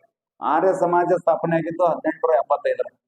ಬ್ರಹ್ಮ ಸಮಾಜ ಸ್ಥಾಪನೆ ಆಗಿದ್ದು 1828. ಪ್ರಾರ್ಥನಾ ಸಮಾಜ ಸ್ಥಾಪನೆ ಆಗಿದ್ದು 1867. ಒಮ್ಮೊಮ್ಮೆ ಈ ತರ ಅನುಕ್ರಮ ಕೇಳ್ಬಿಡ್ತಾರೆ. ಆ ತರ ಕೇಳಿದ್ರೆ ನಿಮ್ಮಷ್ಟು ಪುಣ್ಯವಂತರು ಯಾರೇ. ಒಮ್ಮೆ ಈ ತರ ಕೇಳಿ ವ್ಯಕ್ತಿತ್ವದ ಬಗ್ಗೆ ಹೋದ್ರೆ ನಿಜವಾಗಿಯೂ ಕಷ್ಟ ಅನಿಸ್ತದೆ. ಅದಕ್ಕೆ ಕಷ್ಟಪಟ್ಟು ಓದ್ಬೇಕು. ಅದಕ್ಕೊಂದು ಬೆಲೆ ಸಿಗಾಕ. ಹಿಂದೆ ಆಗಿರ್ತಕ್ಕಂಥ ಪ್ರಶ್ನೆ ಪತ್ರಿಕೆಗಳ ಅವಲೋಕನ ಇರ್ಬೇಕು. ಯಾರು ಹಿಂದೆ ಆಗಿರ್ತಕ್ಕಂಥ ಪ್ರಶ್ನೆ ಪತ್ರಿಕೆಗಳನ್ನ ಹೆಚ್ಚೆಚ್ಚು ನೋಡ್ತಾರಲ್ರಿ ಅವ್ರಿಗೆ ಪ್ರಶ್ನೆಗಳು ಯಾವೆಲ್ಲ ರೀತಿ ಬರ್ತಾವ ಅಂತಕ್ಕಂಥ ಅರಿವು ಇರ್ಬೇಕು. ಅಂದ್ರೆ ಸಾಕು. ಸುಮ್ಮನೆ ಓದ್ತಾರಂದ್ರೆ ಎಲ್ಲರೂ ಓದುವುದಲ್ಲ. 10 ಗಂಟೆ 12 ಗಂಟೆ ಎಲ್ಲ ಅವರೇ ಬುಕ್ ಹಿಡ್ಕೊಂಡು ಓದೋದಲ್ಲ.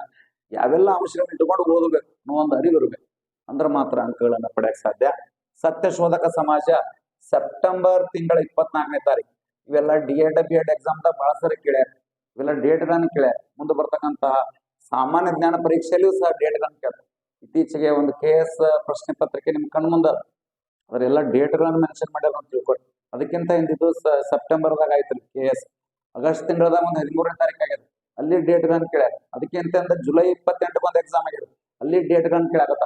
ನಮ್ಮ ಆರ್ಡರ್ ಹಿಸ್ಟ್ರಿ ಮೇಲೆ ಡೇಟ್ಗಳನ್ನ ಹೆಚ್ಚು ಕೇಳಾಕತ್ತ. ಹೀಗಾಗಿ ಡೇಟ್ಗಳ ಅರಿವು ನಮ್ಗಿರುತ್ತೆ ಅಂದ್ರೆ ಮಾತ್ರ ಸರ್ ಈ ದಿಶೆಯಲ್ಲಿ ನಾನು ಎಲ್ಲ ಡೇಟ್ಗಳನ್ನು ತಿಳಿಸ್ತಕ್ಕಂಥ ಪ್ರಯತ್ನ ಮಾಡ್ತೀನಿ ರೀ. ಸೆಪ್ಟೆಂಬರ್ ತಿಂಗಳ ಎಷ್ಟನೇ ತಾರೀಕು? 24ನೇ ತಾರೀಕು. ಸತ್ಯ ಶೋಧಕ ಸಮಾಜ ಅಂತ ಹೇಳ್ತಾರೆ. ಜ್ಯೋತಿರಾವ್ ಫುಲೆ ಅಥವಾ ಜ್ಯೋತಿಬಾ ಫುಲೆ ಅಂತ ಹೇಳ್ತಾರೆ ನೋಡಿ. ಗುಲಾಮಗಿರಿ ಎಂಬ ಗ್ರಂಥ ಬರೆದವರು.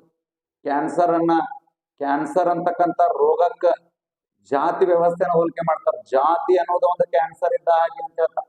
ಎಲ್ಲಿಯಾದ್ರೂ ಜಾತಿ ಅಂತ ಕೇಳಿದ್ರಿ, ಕುಡಿಯುವ ನೀರು ಒಂದೇ, ಉಸಿರಾಡುವ ಗಾಳಿ ಒಂದೇ, ತಿರುಗಾಡುವ ಭೂಮಿ ಒಂದೇ ಅಂದಾಗ ಎಲ್ಲ ಜಾತಿ ಅಂತ ಕೇಳಿದ್ರಿ. ಜಾತಿ ವ್ಯವಸ್ಥೆ ಖಂಡಿಸಿದ್ರಿ. ಇವರೆಲ್ಲ ಬಹಳ ಕಷ್ಟಪಟ್ರ ಅಂತೇಳಿ ನಮ್ಮ ದೇಶಕ್ಕೆ ಒಂದು ಸಂವಿಧಾನ ಅನುಷ್ಠಾನ ಆಗಿದೆ. ಇನ್ನೊಂದು ವಿಶೇಷತೆ ಏನಂದ್ರೆ ಡಾಕ್ಟರ್ BR ಅಂಬೇಡ್ಕರ್ ಅವರು ಈ ಸಮಾಜದ ಪ್ರೇರೇಪಣೆಗೆ ಒಳಪಟ್ಟಿದ್ರು ಅಂತಕ್ಕಂಥದ್ದು ನೋಡ್ತೇವೆ. ಡಾಕ್ಟರ್ BR ಅಂಬೇಡ್ಕರ್ ಅವರು ನಮ್ಮ ದೇಶಕ್ಕೆ ಒಂದು ಸಂವಿಧಾನ ಬರೆದ್ರಂತ ಇವತ್ತು ಸಮಾಜದೊಳಗೆ ಜಾತಿ ವ್ಯವಸ್ಥೆ ಅಂತಕ್ಕಂಥದ್ದು ಹೋಗಿ ಈ ತರ ಗುಲಾಮಗಿರಿ ಗ್ರಂಥದಲ್ಲಿ 10 ಹಲವಾರು ರೀತಿ ವರ್ಣನೆ ಮಾಡಿದೆ. ಒಮ್ಮೆ 2022 graduate primary school teachers recruitment ಎಕ್ಸಾಮ್ದಾಗ್ರಿ ಈ ಸತ್ಯ ಶೋಧಕ ಸಮಾಜದ ಶ್ರೇಷ್ಠ ಸದಸ್ಯ ಯಾರಂತ ಕೇಳಿ ತಾರಾಬಾಯಿ ಸಿಂಧೆ ನೋಡಿ. ಮನಸ್ಸಿನಾಗ ಯಾವುದೇ ದಾಖಲೆಗಳಿಲ್ರಿ. ಫಸ್ಟ್ ಆಪ್ಷನ್ಸ್ ಸಾವಿತ್ರಿಬಾಯಿ ಫುಲೆ ಅಂತ ಕೊಟ್ಬಿಟ್ಟ. ಓಪಲ್ 99% 99 ಸ್ಪರ್ಧಾಳುಗಳು ಸಾವಿತ್ರಿಬಾಯಿ ಫುಲೆ ಅಂತ ಗುರುತಿಸ್ಯಾರ. ಅವ್ರ ಕೀ ಆನ್ಸರ್ ತಾರಾಬಾಯಿ ಶಿಂದೆ ಅಂತ. ಈ ತರ ಒಂದು ವಿಶಿಷ್ಟತೆ ಮೇಲೆ ಪ್ರಶ್ನೆ ಇರ್ತಾವ. ಸಾವಿತ್ರಿಬಾಯಿ ಫುಲೆ ಅವರು ಜ್ಯೋತಿರಾವ್ ಫುಲೆ ಅವರ ಪತ್ನಿ ಆದ್ರೂ ಸಹ ಈ ಸಮಾಜಕ್ಕೆ ಅವ್ರು ಒಟ್ಟ ಸಂಬಂಧಪಟ್ಟಿದ್ದಿಲ್ಲ. ಅವ್ರದ್ದು ವಿಚಾರ ಏನ್ರಿ, ಮಹಿಳೆಯರಿಗೆ ಶಿಕ್ಷಣ ಕೊಡಬೇಕು ಅಂತಕ್ಕಂಥ ಉದ್ದೇಶ. ಸ್ತ್ರೀ ಸ್ವಾತಂತ್ರ್ಯ ಮರತಿ ಅಂತಕ್ಕಂಥ ಒಂದು ವಿಚಾರಗಳ ಆ ಸಂದರ್ಭದಾಗಿದ್ದು. ಪ್ರಾರಂಭದಲ್ಲಿ ಹೆಣ್ಣು ಅಂತಕ್ಕಂಥದ್ದು ತಂದೆಯ ಆಶ್ರಯದಲ್ಲಿ, ಮಧ್ಯದಲ್ಲಿ ಗಂಡನ ಆಶ್ರಯದಲ್ಲಿ, ನಂತರ ಮಕ್ಕಳ ಆಶ್ರಯದಲ್ಲಿ ಅಂತಕ್ಕಂಥ ಒಂದು ವಿಚಾರಗಳಿದೆ. ಈಗ ಸಿದ್ದರಾಮಯ್ಯ ಅವರ ಒಂದು ಗ್ಯಾರಂಟಿ ಯೋಜನೆ ಬಂದ್ಮ್ಯಾಗ ಸ್ತ್ರೀಯು ಪುರುಷನ ಸರಿಸಮ ಅಂತಕ್ಕಂಥ ಒಂದು ವ್ಯವಸ್ಥೆ ನಾವಿಲ್ಲಿ ನೋಡಕ್ ಸಾಧ್ಯ ಆಗದ. ಈ ದಿಶೆಯಲ್ಲಿ ನಾವು ಸತ್ಯ ಶೋಧಕ ಸಮಾಜದ ಒಂದು ವಿಶಿಷ್ಟ ಅಂಶಗಳನ್ನ ತಿಳ್ಕೊಳಕ್ ಸಾಧ್ಯ ಇದೆ. ಈ ಸಮಾಜದ ಬಗ್ಗೆ ತಿಳ್ಕೊಂಡಾಗ ಸಮಾಜ ಯಾವ ತರ ಪರಿವರ್ತನೆ ಆಯ್ತು ಅಂತಕ್ಕಂಥದ್ದು ನಾವು ಜ್ಯೋತಿರಾವ್ ಫುಲೆ ಅಂತ ತಿಳ್ಕೊತೀವಿ. ಅವ್ರು ಬಹಳ ಚಂದ ವ್ಯವಸ್ಥಿತವಾಗಿದ್ದರ ಉದ್ದೇಶಗಳು, ಅದರ ಗುಣಗಳು, ಅದರ ಬಗ್ಗೆ ನಾನು ಸಮಾಜದ ಬಗ್ಗೆ ಮತ್ತೆ ಮಾತಾಡಕ್ ಅದ್ರ ಬಗ್ಗೆ ನಾನು ನಿಮ್ಗೆ ನಿಖರವಾಗಿ ಸ್ಪರ್ಧಾತ್ಮಕ ಪರೀಕ್ಷೆಗೆ ಸಂಬಂಧಪಟ್ಟಂತೆ ಮಾಹಿತಿಯನ್ನು ಕೊಡ್ತಕ್ಕಂಥ ಪ್ರಯತ್ನ ಮಾಡ್ತೇನ್ರಿ.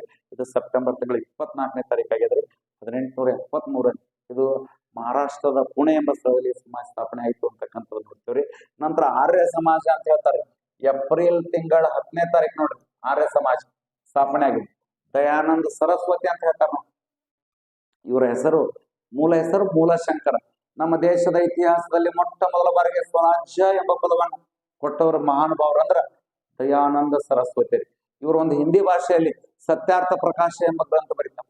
ಈ ಸತ್ಯಾರ್ಥ ಪ್ರಕಾಶ ಎಂಬ ಗ್ರಂಥವನ್ನ ಕ್ರಾಂತಿಕಾರಿಗಳು ಘಟ ಘಟ ಘಟ ಘಟ ಘಟ ನೀರು ಕುಡ್ದಂಗೆ ಕುಡಿದಿದ್ರು. ಆತರ ಶ್ರೇಷ್ಠ ಗ್ರಂಥ ರೀ ಸತ್ಯಾರ್ಥ ಪ್ರಕಾಶ. ಅಂತಹ ಗ್ರಂಥ ಬರೆದ ಮಹಾನುಭಾವರು Dayananda Saraswati. Go back Vedas ಅಂತ ಹೇಳ್ತಾರೆ. ವೇದಗಳಿಗೆ ಹಿಂದೂರಿಗೆ ಅಂತ ಹೇಳ್ತಾರೆ. ವೇದ ಅಂದ್ರ ಅಜ್ಞಾನ ತಿಳಿ ಅಂತ ಹೇಳ್ತಾರೆ. ವೈದಿಕ ಸಾಹಿತ್ಯ ಅಂತ ಬರ್ತಾವ. ವೇದಗಳು, ಉಪವೇದಗಳು, ವೇದಾಂಗಗಳು, ಅರಣ್ಯಕಗಳು, ದರ್ಶನಗಳು, ಮಹಾಕಾವ್ಯಗಳು, 10 ಹಲವಾರು ರೀತಿಯ ವೈದಿಕ ಸಾಹಿತ್ಯ. ಪ್ರಾರಂಭದಲ್ಲಿ ವೈದಿಕ ಸಾಹಿತ್ಯವು ಮೌಖಿಕವಾಗಿದ್ದರೂ ಸಹ ಗುಪ್ತರ ಅವಧಿಯಲ್ಲಿ ನಂತರ ಲಿಖಿತ ರೂಪ ಪಡ್ಕೋತು ಅಂತ ಹೇಳ್ತಾರೆ. ಅಂತ ವೈದಿಕ ಸಾಹಿತ್ಯವನ್ನು ಓದುವುದರ ಮುಖಾಂತರ ನಾವೆಲ್ಲ ಜ್ಞಾನವನ್ನು ಪಡೆದುಕೊಂಡು ಸಮಾಜದಲ್ಲಿರುವ ಅನಿಷ್ಟ ಪದ್ಧತಿಗಳನ್ನು ಹೋಗಲಾಡಿಸಲು ಸಾಧ್ಯ ಎಂಬುದನ್ನ ನಾವು ಈ ಆರ್ಯ ಸಮಾಜದಲ್ಲಿ ನೋಡ್ತೇವೆ. ಇದರ ಉದ್ದೇಶಗಳು ಏನಂತ ಕೇಳ್ತಾರ, ಇದರ ಲಕ್ಷಣಗಳು ಏನಂತ ಕೇಳ್ತಾರೆ, ಇದರ ಸ್ಥಾಪಕರು ಯಾರಂತ ಕೇಳ್ತಾರ, ಅವರ ತಂದೆ ತಾಯಿ, ಅವರ ಗ್ರಂಥಗಳು, ಅವರ ಪತ್ರಿಕೆಗಳು, ಅವ್ರಿಗೆ ಸಂಬಂಧಪಟ್ಟಂತೆ ವಿದ್ವಾಂಸರ ಹೇಳಿಕೆಗಳು ಎಲ್ಲ ಆಯಾಮಗಳಿಂದ ಓದಿದಾಗ ಮಾತ್ರ ಈ ಒಂದು ಸಾಮಾಜಿಕ ಧಾರ್ಮಿಕ ಸುಧಾರಣಾ ಚಳವಳಿ ಒಂದು ಒಳ್ಳೆಯದು. ಒಂದು ಮಾತ ನಾವು ಸ್ಪಷ್ಟವಾಗಿ ತಿಳ್ಕೊರಿ. ಈ ಅಧ್ಯಾಯದ ಒಂದು ಪ್ರಶ್ನೆ ಇದ್ದೇ ಇರ್ತದೆ. 100% ಈ ಅಧ್ಯಾಯದ ಒಂದು ಪ್ರಶ್ನೆ ಇರ್ತದ. ಇದನ್ನ ವ್ಯವಸ್ಥಿತವಾಗಿ ಓದಿ ಒಂದು ಒಳ್ಳೆ ಬೆಲೆ ಸಿಗಕ್ ಸಾಧ್ಯ. ಥಿಯೋಸಾಫಿಕಲ್ ಸೊಸೈಟಿ ಅಂತ ಹೇಳ್ತಾರೆ. ಬ್ರಹ್ಮ ವಿದ್ಯಾ ಸಮಾಜ ಅಂತಕ್ಕಂಥದ್ದು. ಇದನ್ನ ಮೇಡಮ್ ಲಾವಟಸ್ಕಿ ಮತ್ತು ಕರ್ನಲ್ ಆಲ್ಕಾಟ್ ಅಂತಕ್ಕಂಥವ್ರು ನ್ಯೂಯಾರ್ಕ್ ಎಂಬ ಸ್ಥಳದಲ್ಲಿ ಸ್ಥಾಪನೆ ಮಾಡ್ತಾರೆ. ಇದು ಸ್ಥಾಪನೆಯಾಗಿದ್ದು 1875 ನವೆಂಬರ್ ತಿಂಗಳ 17ನೇ ತಾರೀಕು ನೋಡಿ. ಸ್ಪಷ್ಟವಾಗಿ ತಿಳ್ಕೊ. ಇವುಗಳನ್ನ ಅನುಕ್ರಮ ಕೇಳ್ತಾರೆ ನೋಡ್ರಿ. ಆರ್ಯ ಸಮಾಜನು 75, ಥಿಯೋಸಾಫಿಕಲ್ ಸೊಸೈಟಿನೂ 75. ಈ ತರ ವರ್ಷ ಓದಿದ್ರೆ ನೋಡ್ರಿ ಎಷ್ಟೆಲ್ಲಾ ಸಮಸ್ಯೆಗಳು ನಮಗೆ ಆಗ್ತಾವ ಅಂತಕ್ಕಂಥದ್ದು. ತಿಂಗಳು ಓದಿದಾಗ ಮಾತ್ರ ನಿಮ್ಗೆ ಸ್ಪಷ್ಟ ಗೊತ್ತಾಕದ್ರಿ. ಮೊದಲ ಆರ್ಯ ಸಮಾಜ ಮೊದಲ, ಆನಂತರ ಥಿಯೋಸಾಫಿಕಲ್ ಸೊಸೈಟಿ ನಂತರ ಅಂತಕ್ಕಂಥ ಅರಿವ.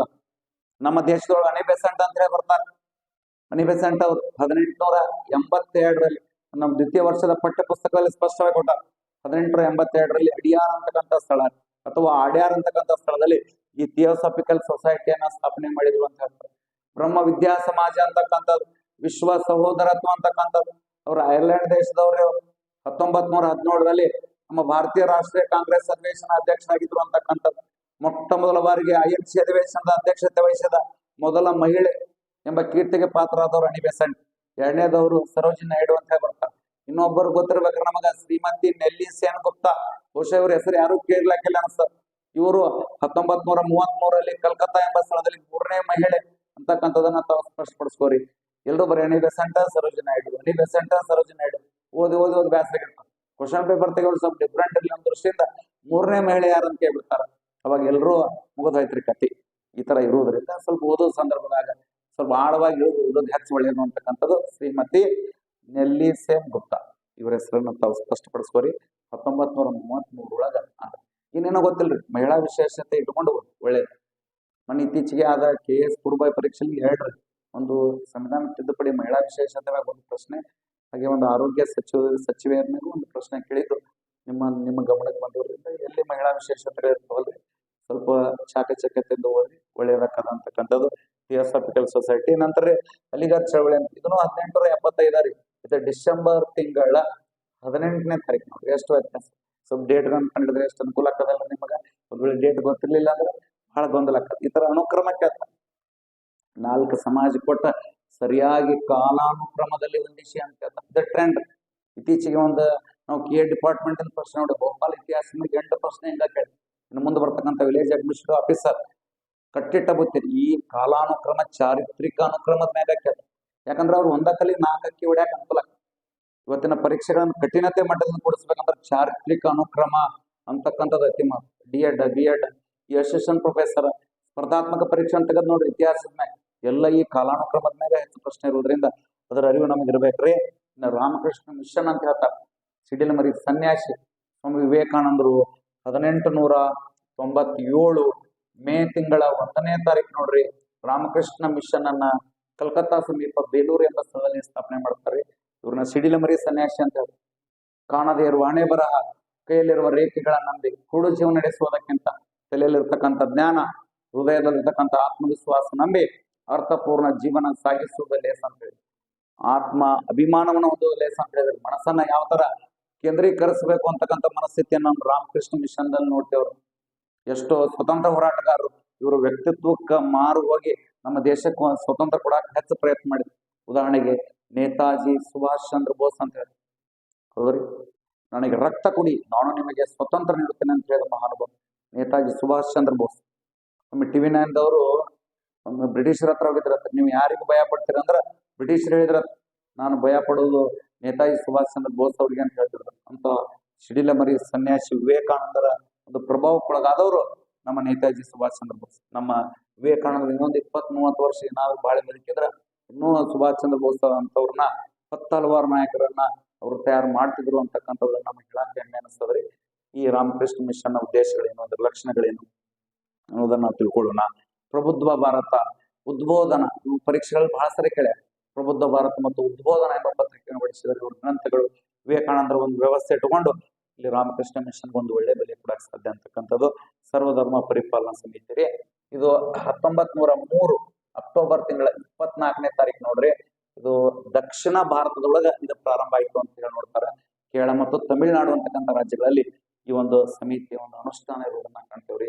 ನಾರಾಯಣ್ ಗುರು ಅಂತ ಹೇಳಿ ಬರ್ತೇವ್ರ, ಒಂದೇ ಕುಲ, ಒಂದೇ ಜಾತಿ, ಒಂದೇ ಧರ್ಮ. ಇದನ್ನ 2022 ಕೇಳಿದ್ದರು. Graduate primary school teachers recruitment ಪರೀಕ್ಷೆ ಈ ತರ ಹೇಳಿಕೆ ಕೊಟ್ಟವ್ರು ಯಾರಂತ ಕೇಳಿ, ಒಂದೇ ಧರ್ಮ, ಒಂದೇ ಕುಲ, ಒಂದೇ ಜಾತಿ ಅಂತಕ್ಕಂಥ ತತ್ವ ಹೇಳಿದವರು ನಾರಾಯಣ್ ಗುರು. ಅವರು ಈ ಒಂದು ಸರ್ವಧರ್ಮ ಪರಿಪಾಲನಾ ಸಮಿತಿಗೆ ಸಂಬಂಧಪಟ್ಟವರು. ವೈಕಂ ಸತ್ಯಾಗ್ರಹಕ್ಕೂ ಅವರು ಸಂಬಂಧಪಟ್ಟಿದ್ರು ಅಂತ ಹೇಳಿ 2022 graduate primary school teachers recruitment ಎಕ್ಸಾಮ್ದಲ್ಲಿ ಪ್ರಶ್ನೆ ಕೇಳಿದ್ರು. ಇದು ನಮ್ಮ ಒಂದು ಆಧುನಿಕ ಭಾರತಕ್ಕೆ ಸಂಬಂಧಪಟ್ಟಂತೆ ಇರತಕ್ಕಂತಹ ಎಷ್ಟನೇ ಅಧ್ಯಾಯ ಇದು? 7ನೇ ಅಧ್ಯಾಯ ಅಂತ ಹೇಳಿ ನೋಡ್ತೇವ್ರಿ. ಇನ್ನ ಕೊನೆಯ ಅಧ್ಯಾಯ ಅಂತಕ್ಕಂಥದ್ದು ಬುಡಕಟ್ಟು, ರೈತರ ಮತ್ತು ಬುಡಕಟ್ಟು ದಂಗೆಗಳು ಅಂತ ಹೇಳಿ ಬರ್ತಾವೆ. ರೈತರ ಮತ್ತು ಬುಡಕಟ್ಟು ದಂಗೆಗಳು ಅಂತ ಹೇಳಿ ಬರ್ತಾರೆ. ಸುಮಾರು ಒಂದು 15 ದಂಗೆಗಳದವ್ರಿಗೆ. ಆ ದಂಗೆಗಳನ್ನು ಓದಿದಾಗ ಮಾತ್ರ ಇದಕ್ಕೊಂದು ಒಳ್ಳೆ ಬೆಲೆ ನೋಡ್ರಿ. ಇದು ನಮ್ಮ ಆಧುನಿಕ ಭಾರತ ಇತಿಹಾಸದ 8ನೇ ಅಧ್ಯಾಯ. ಇದು 8ನೇ ಅಧ್ಯಾಯ ನೋಡ್ರಿ. ಈ ತರ ಒಂದು ಪರೀಕ್ಷಾ ಒಂದು ಇದು 8ನೇ ಅಧ್ಯಾಯ ಅಂತಕ್ಕಂಥದ್ದು ರೈತರ ಒಂದು ಬುಡಕಟ್ಟು ದಂಗೆಗಳು ಅಂತ ಹೇಳಿ ಬರ್ತಾವ್ರಿ. ಸುಮಾರು ಒಂದು 15 ಬುಡಕಟ್ಟು ದಂಗೆಗಳಾಗ್ಯಾವ್ರಿ. ಸುಮಾರು ಒಂದು ತಾಸೊಳಗ್ರಿ ನಾನು ಎಲ್ಲ ಸಮಗ್ರ ವಿಷಯವನ್ನ ತಮಗೆ ತಿಳಿಸಕ್ ಆಗ್ಲಿಲ್ಲ ಅಂತಕ್ಕಂಥದ್ದು. ಕೇವಲ ಅಭಿ ಪಿಕ್ಚರ್ ಬಾಕಿ ಅಂದಂಗೆ ಕೇವಲ ನಾನು ಪ್ರಾರಂಭಿಕವಾಗಿ ಈ ಅಂಶಗಳನ್ನ ಇಟ್ಕೊಂಡು ನಾವು ಅಧ್ಯಯನ ಮಾಡಿದಾಗ ಅದಕ್ಕೊಂದು ಒಳ್ಳೆ ಬೆಲೆ ಅಂತಕ್ಕಂಥದ್ದು. ನಾವು ಯಾರಾದರೂ ಆಸಕ್ತ ಸ್ಪರ್ಧಾಳುಗಳಿದ್ರೆ ಒಂದು ಹೊಸ ಒಂದು ಬ್ಯಾಚನ್ನು ನಮ್ಮ ಚಿಗುರು ತರಬೇತಿ ಸಂಸ್ಥೆಯಲ್ಲಿ ನಾವು ಪ್ರಾರಂಭಿಸಿದ್ದೇವೆ. ಆಸಕ್ತರು ನಮ್ಮ ಈ ಕೆಳಗೆ ತಿಳಿಸ್ತಕ್ಕಂಥ ಒಂದು ಮೊಬೈಲ್ ನಂಬರ್ಗೆ ತಾವು ಕಾಂಟ್ಯಾಕ್ಟ್ ಮಾಡಬೇಕಾಗಿ ವಿನಂತಿ. ಸುಮಾರು ಒಂದು ಪ್ರಾಚೀನ ಭಾರತ, ಮಧ್ಯಕಾಲೀನ ಭಾರತ, ಆಧುನಿಕ ಭಾರತ, ಕರ್ನಾಟಕ ಇತಿಹಾಸ ಸುಮಾರು ಒಂದು 240 ಗಂಟೆಗಳಿಂದಲೂ ಅಧಿಕ ಕಾಲ ನಾವು ನಮ್ಮ ಸಂಸ್ಥೆಯಲ್ಲಿ ನಾವು ಪಾಠ ಬೋಧನೆ ಮಾಡ್ತಕ್ಕಂಥ ವ್ಯವಸ್ಥೆ.